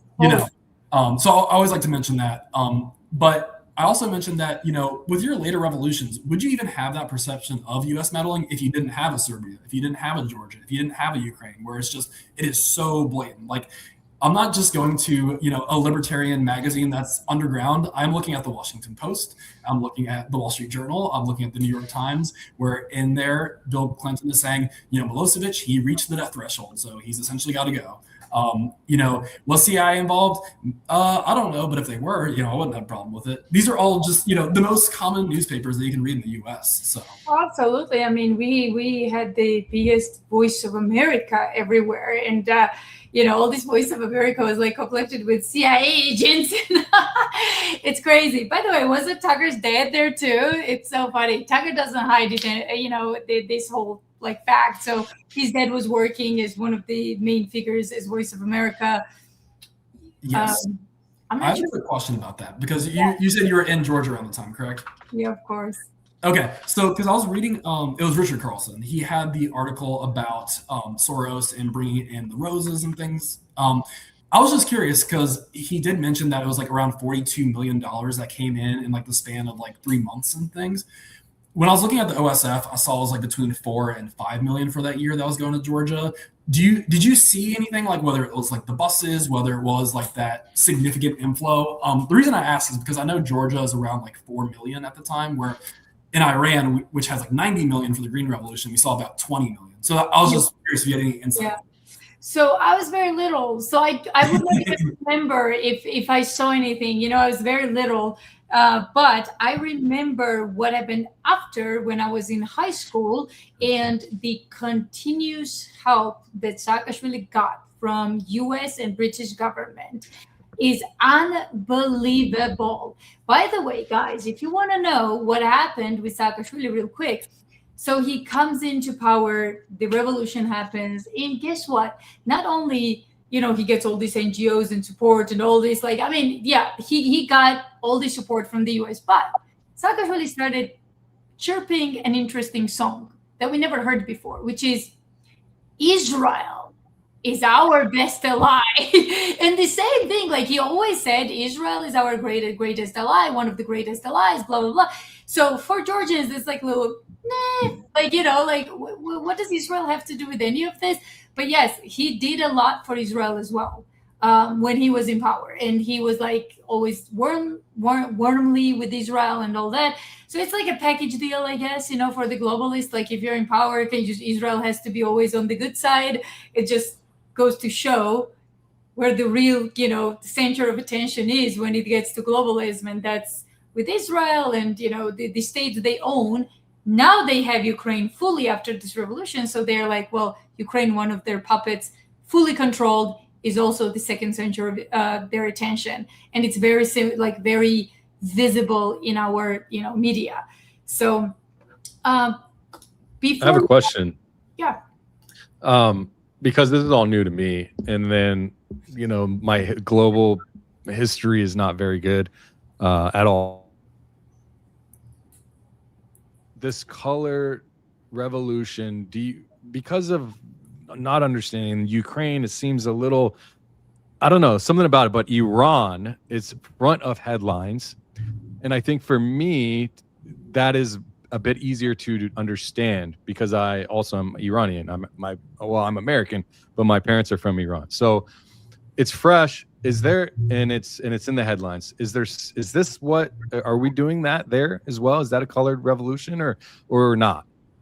So I would say the way I kind of like to label it is I would say some of them, color revolution to me means more covert, not necessarily the overt. Because like, for example, what happened in Venezuela, I would say that was like more of an overt operation rather than like a color revolution where we're kind of operating through those NGOs. Now, there is some stuff that we've mentioned at the start of the year in January with those riots, which Trump himself has talked about, of trying to like flood in weapons.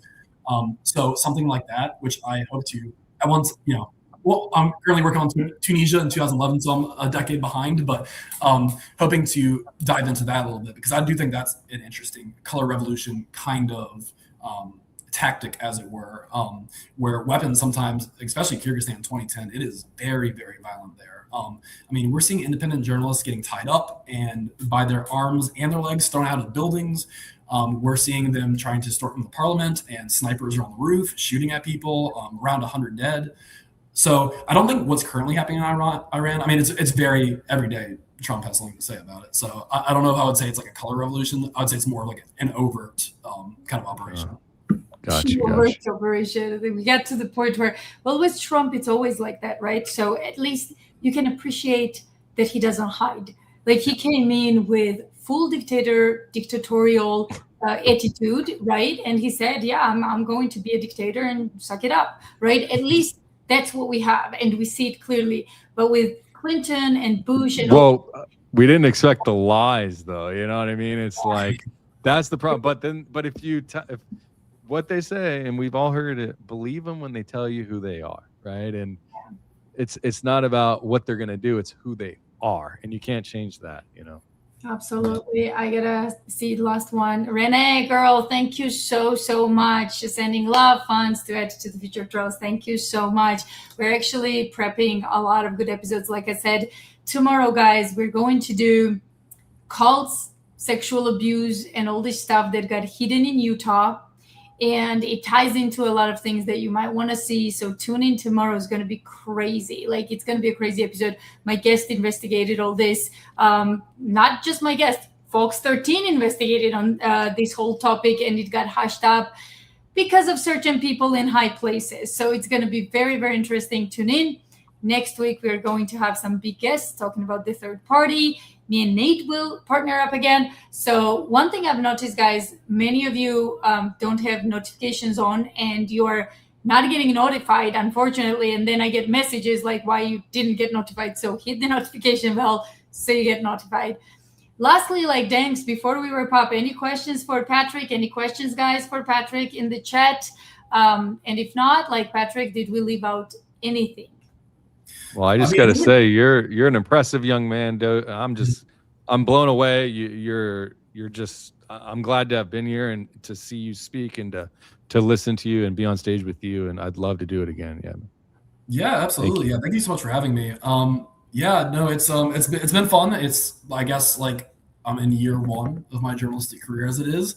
But writing like 11,000 words about the Green Revolution that I ran in 2009, for some reason that interests me. So I'm very eager to keep on with this. Like I said, thank you so much for having me. It's been a lot of fun. Of course. And why don't you tell us where we should find you? Sure, yeah. So if you go to Substack, it's Libertarian Overwatch. I also write for the Libertarian Institute. So every week I have some article coming out there. The most recent one I had was about how USAID helped sponsor Cuban hip hop. So if you're looking for stuff like that, that is on there as well. Every Wednesday, I'm doing the Anatomy of a Regime Change series, where I will be having either part 1 or part 2 of the given year. So right now we're in Kyrgyzstan 2010.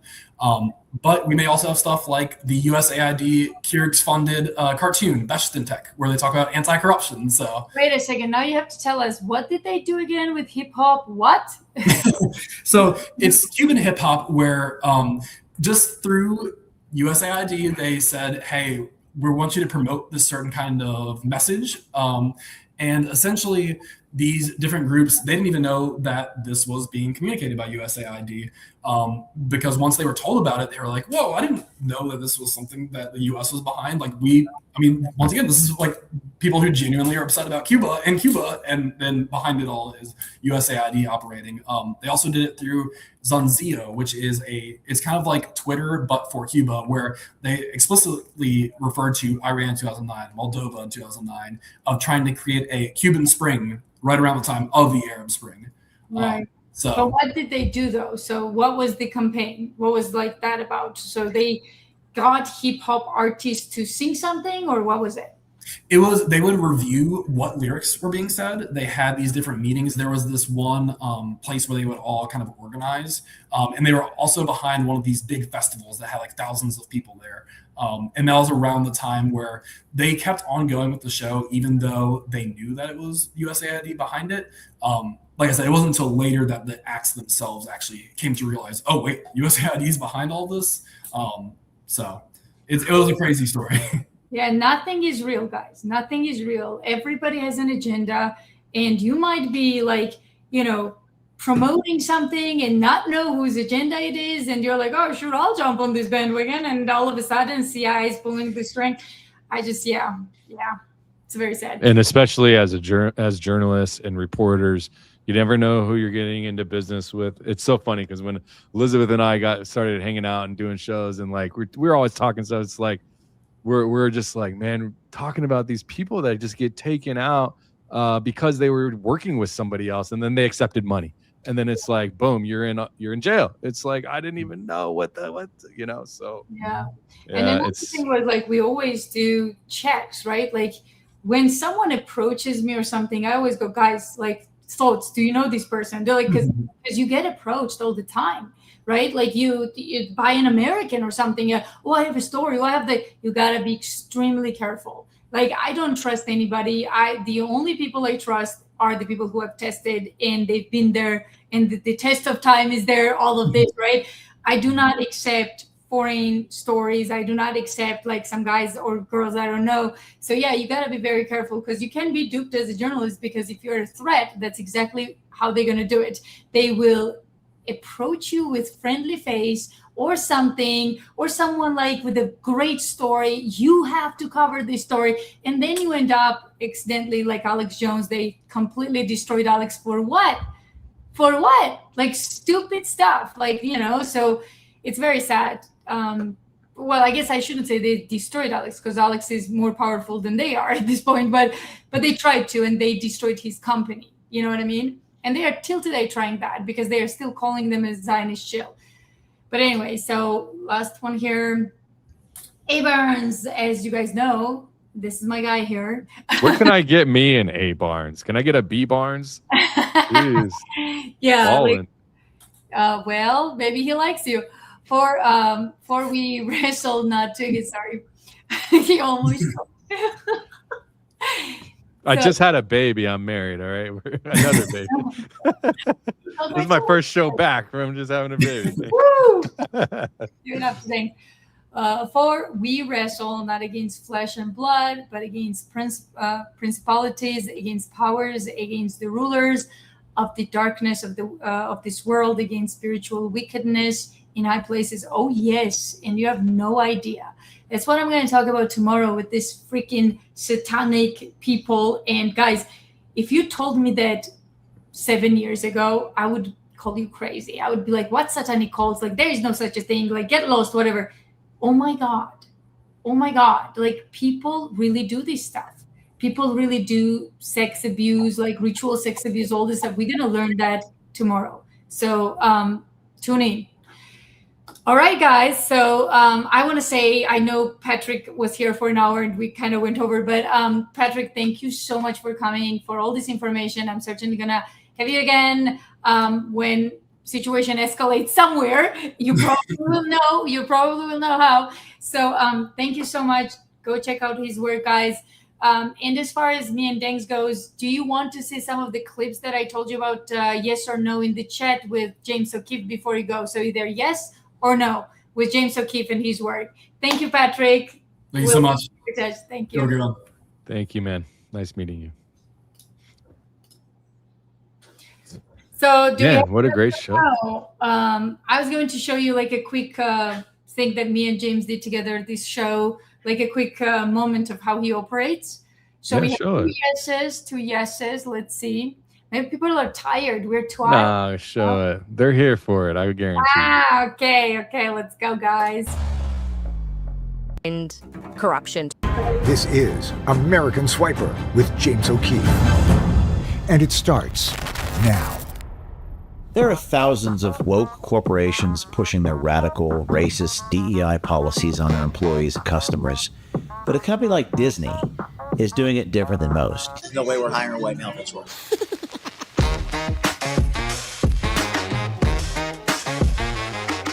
See, Disney has a massive influence across so many demographics through their multiple brands. Disney's reach and influence is far and wide. It touches almost every segment of society here in America and around the world. And it's woke propaganda with a Mickey Mouse smile.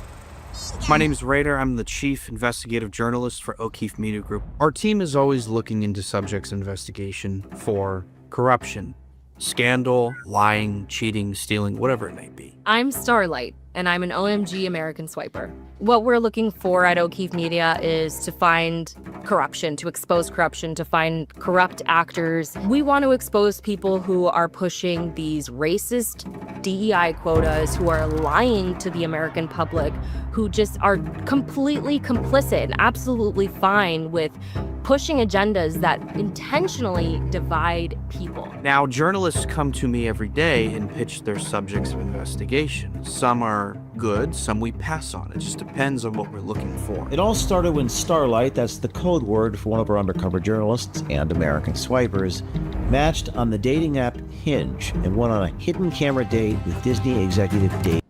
So guys, real quick, they do this, James does this, like some hot girls on a dating app to get these people to talk. So that's like partially what how he operates, which is very funny. Mocker, who originally gave us some insight into Disney's discriminatory hiring practices, even going in so far as to say that Disney CEO Bob Iger might be, quote, corrupt. Do you think Bob Iger is corrupt? Now, yeah. Bob Iger could potentially be very influenced and perhaps even compromised in terms of where his interests lie with Disney at the company. But if you wanted to get a top job in Disney's C-suite, you better be a white Jewish man. Do you think that they wouldn't hire, like you're saying, a C-suite who's not white or not Jewish? In entertainment, no. He talks about how they literally keep a spreadsheet tallying all of the quote-unquote diversity candidates that they have in all of their shows. Do they have like... If you're not white Jewish or Jewish, I guess you can get a job. Enter. They have like a director of color. Sorry, what was that? I was to say in entertainment, so that's like on camera, huh? That's crazy. Crazy. So that way we're good. That I can say. Main cast member is black. Okay, check that box. One of the writers is gay. Check that box. He talks about how LGBTQ is pushed into areas where it's not even necessary. Well, let's just put it into kids' shows because, well, that's just how the world is now. I feel like in our show, we insert diversity when it's not really like organic to the story. It's it just stands out. Like this just feels like a weird orchestrated. Yeah, you know, that's the word, orchestrated, right? They are actually forcing DEI into places where it doesn't even need to be. So with this information in hand, our Disney radar was up, and as luck would have it, our swiper who matched with Mocker matched with yet another Disney executive. By total coincidence, I'm on the dating app Hinge and I match with Michael Giordano. It said right there, Senior Vice President. The Senior Vice President of Business Affairs at the Walt Disney Company. Totally different guy. I knew that there was a story brewing here, and I could see that there was a lot of depth to the corruption and the propaganda at Disney. We've never seen undercover footage like this before. And it was that's when things got really interesting. There was a thing that Elon tweeted, I think today or yesterday, in response to one of these things at Disney. There's no way we're hiring a white male in this one. Where one of the guys at Disney like openly said, I would never hire a straight white man. So I headed over to the gates of... Isn't that crazy? That's so crazy. So I'm going to show you guys when they actually matched, and this guy's double timing her. Like, this is how crazy these people are. Hold on. So anyway, it's all about racism here, but against white people. They want everyone else but white people, but you also have to be Jewish, I guess. I don't know. So so this is your Hollywood today, and let me just go to where this guy gets caught like dating two girls at the same time. Hold on. Family member married to some prince that Americans don't care about. Like I have like a lot of black friends who like are not as dark as so do they care about that, or it's like the ethnicity actually? They say they don't care about it, but the truth is to some extent they do. If you're mixed, but you don't look black at all, which sometimes happens, then they're like, oh, I'm not so sure. But if you're mixed and you can tell somebody's part black, but they're not like that black, then okay, that was still, it's crazy. But wait, how exactly do they decide who's black enough? Hold on. Apparently there's a Meghan Markle blackness. Yeah. So he said it though. He said it's crazy. So it sounds like he doesn't agree. He doesn't agree, but he goes with it, right? So that's the whole point. Like, James doesn't go after these people because they're absolutely guilty themselves and they're orchestrating stuff, right? They're part of the machine and they are okay with it. That's why he goes after these people. Like, they're just a link, right? Like, so here's the guy who happily accommodates all of this, works for the company that does this and has no problem. No problem. Yeah. For the paycheck, I'll just keep my mouth shut and we'll keep rolling. Yes.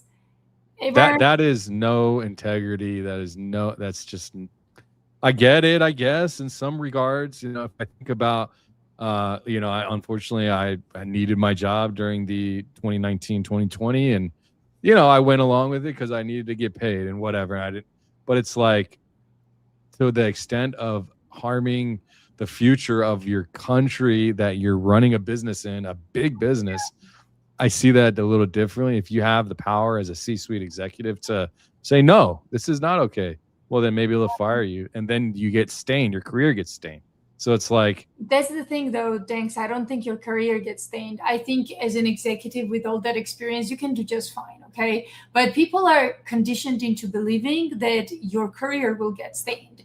But that's not true. That's not true. Like, when you have this and you have the experience and you know how to operate, I'm sorry, but that's only cowardness not to leave your job and say, like, you know what, my career, fuck it.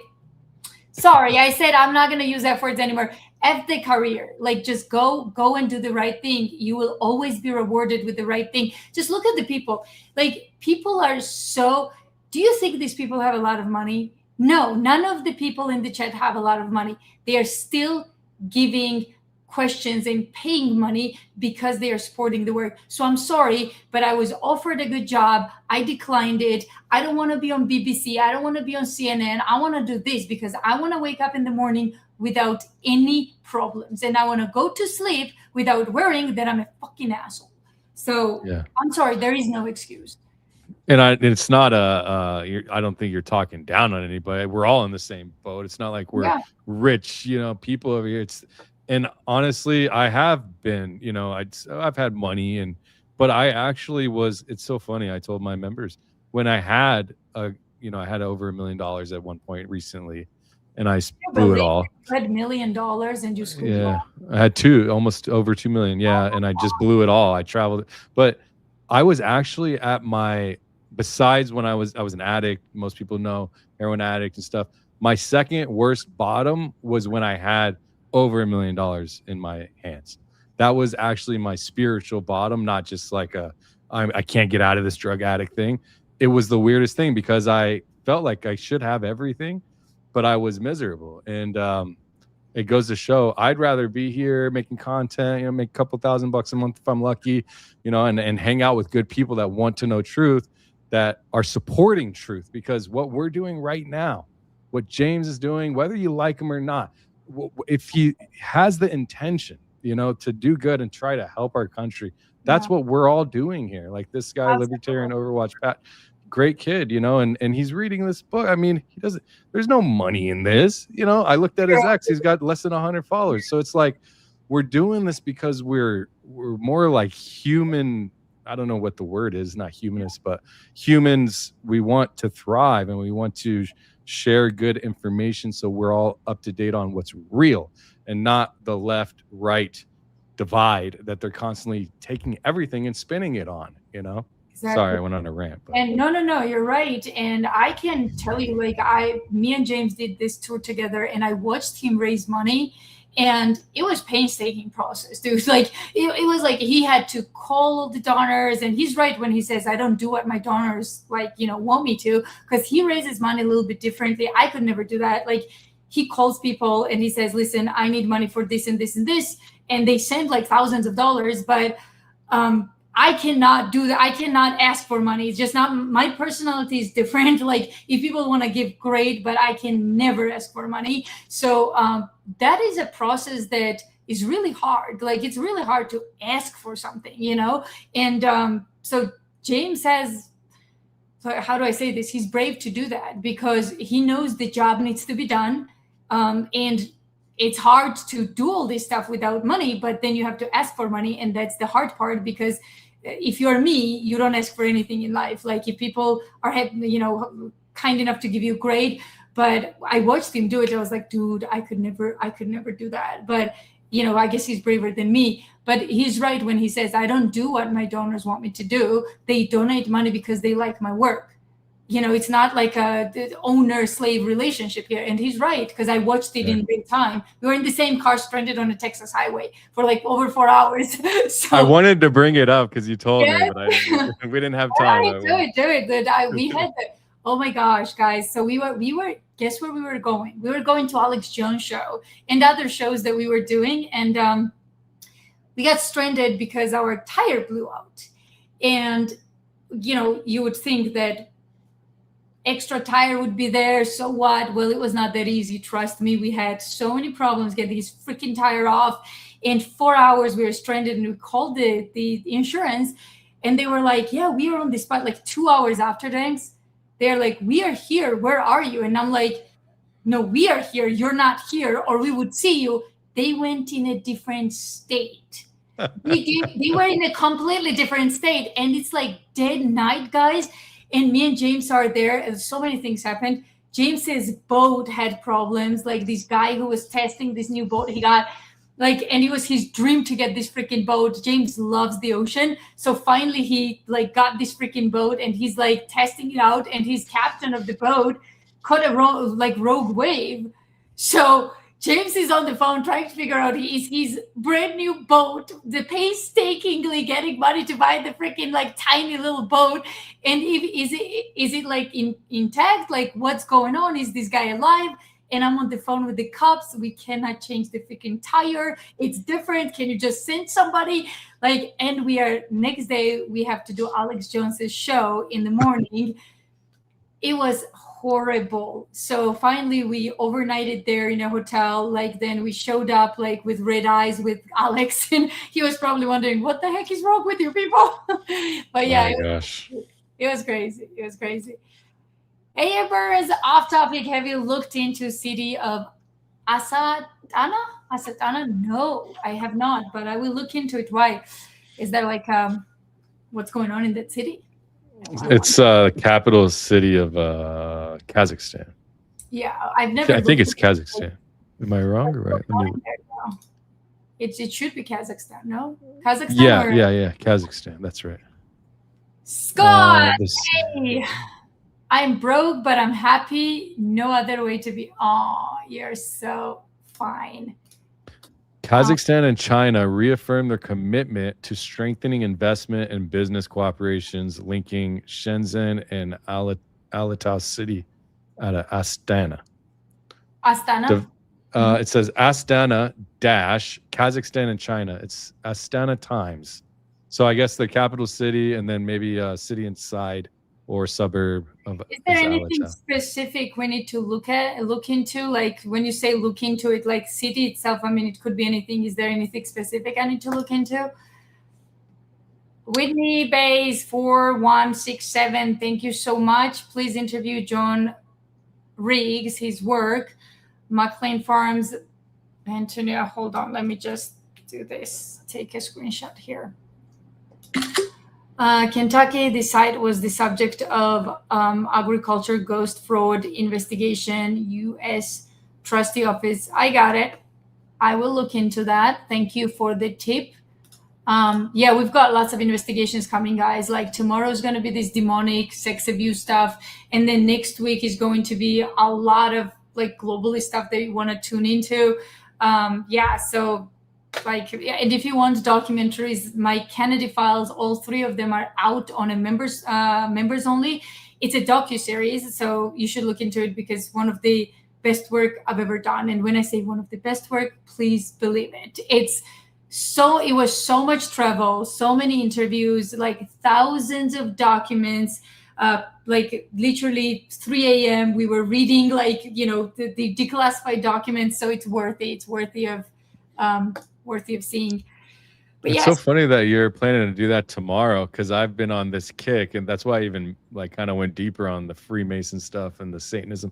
And now I want to do, and then you said you're doing your show tomorrow. So that's interesting. Are you doing your show tomorrow, or when? No. I'm going to do mine Saturday. I'm going to do a Dankster debrief tomorrow, 11 a.m. my time. But Saturday morning, 11 a.m., the members, I'm going to go and do a deep dive on Freemasonry and Satanism. Dude, it's I interviewed Freemasons in DC, one of the highest ranking ones.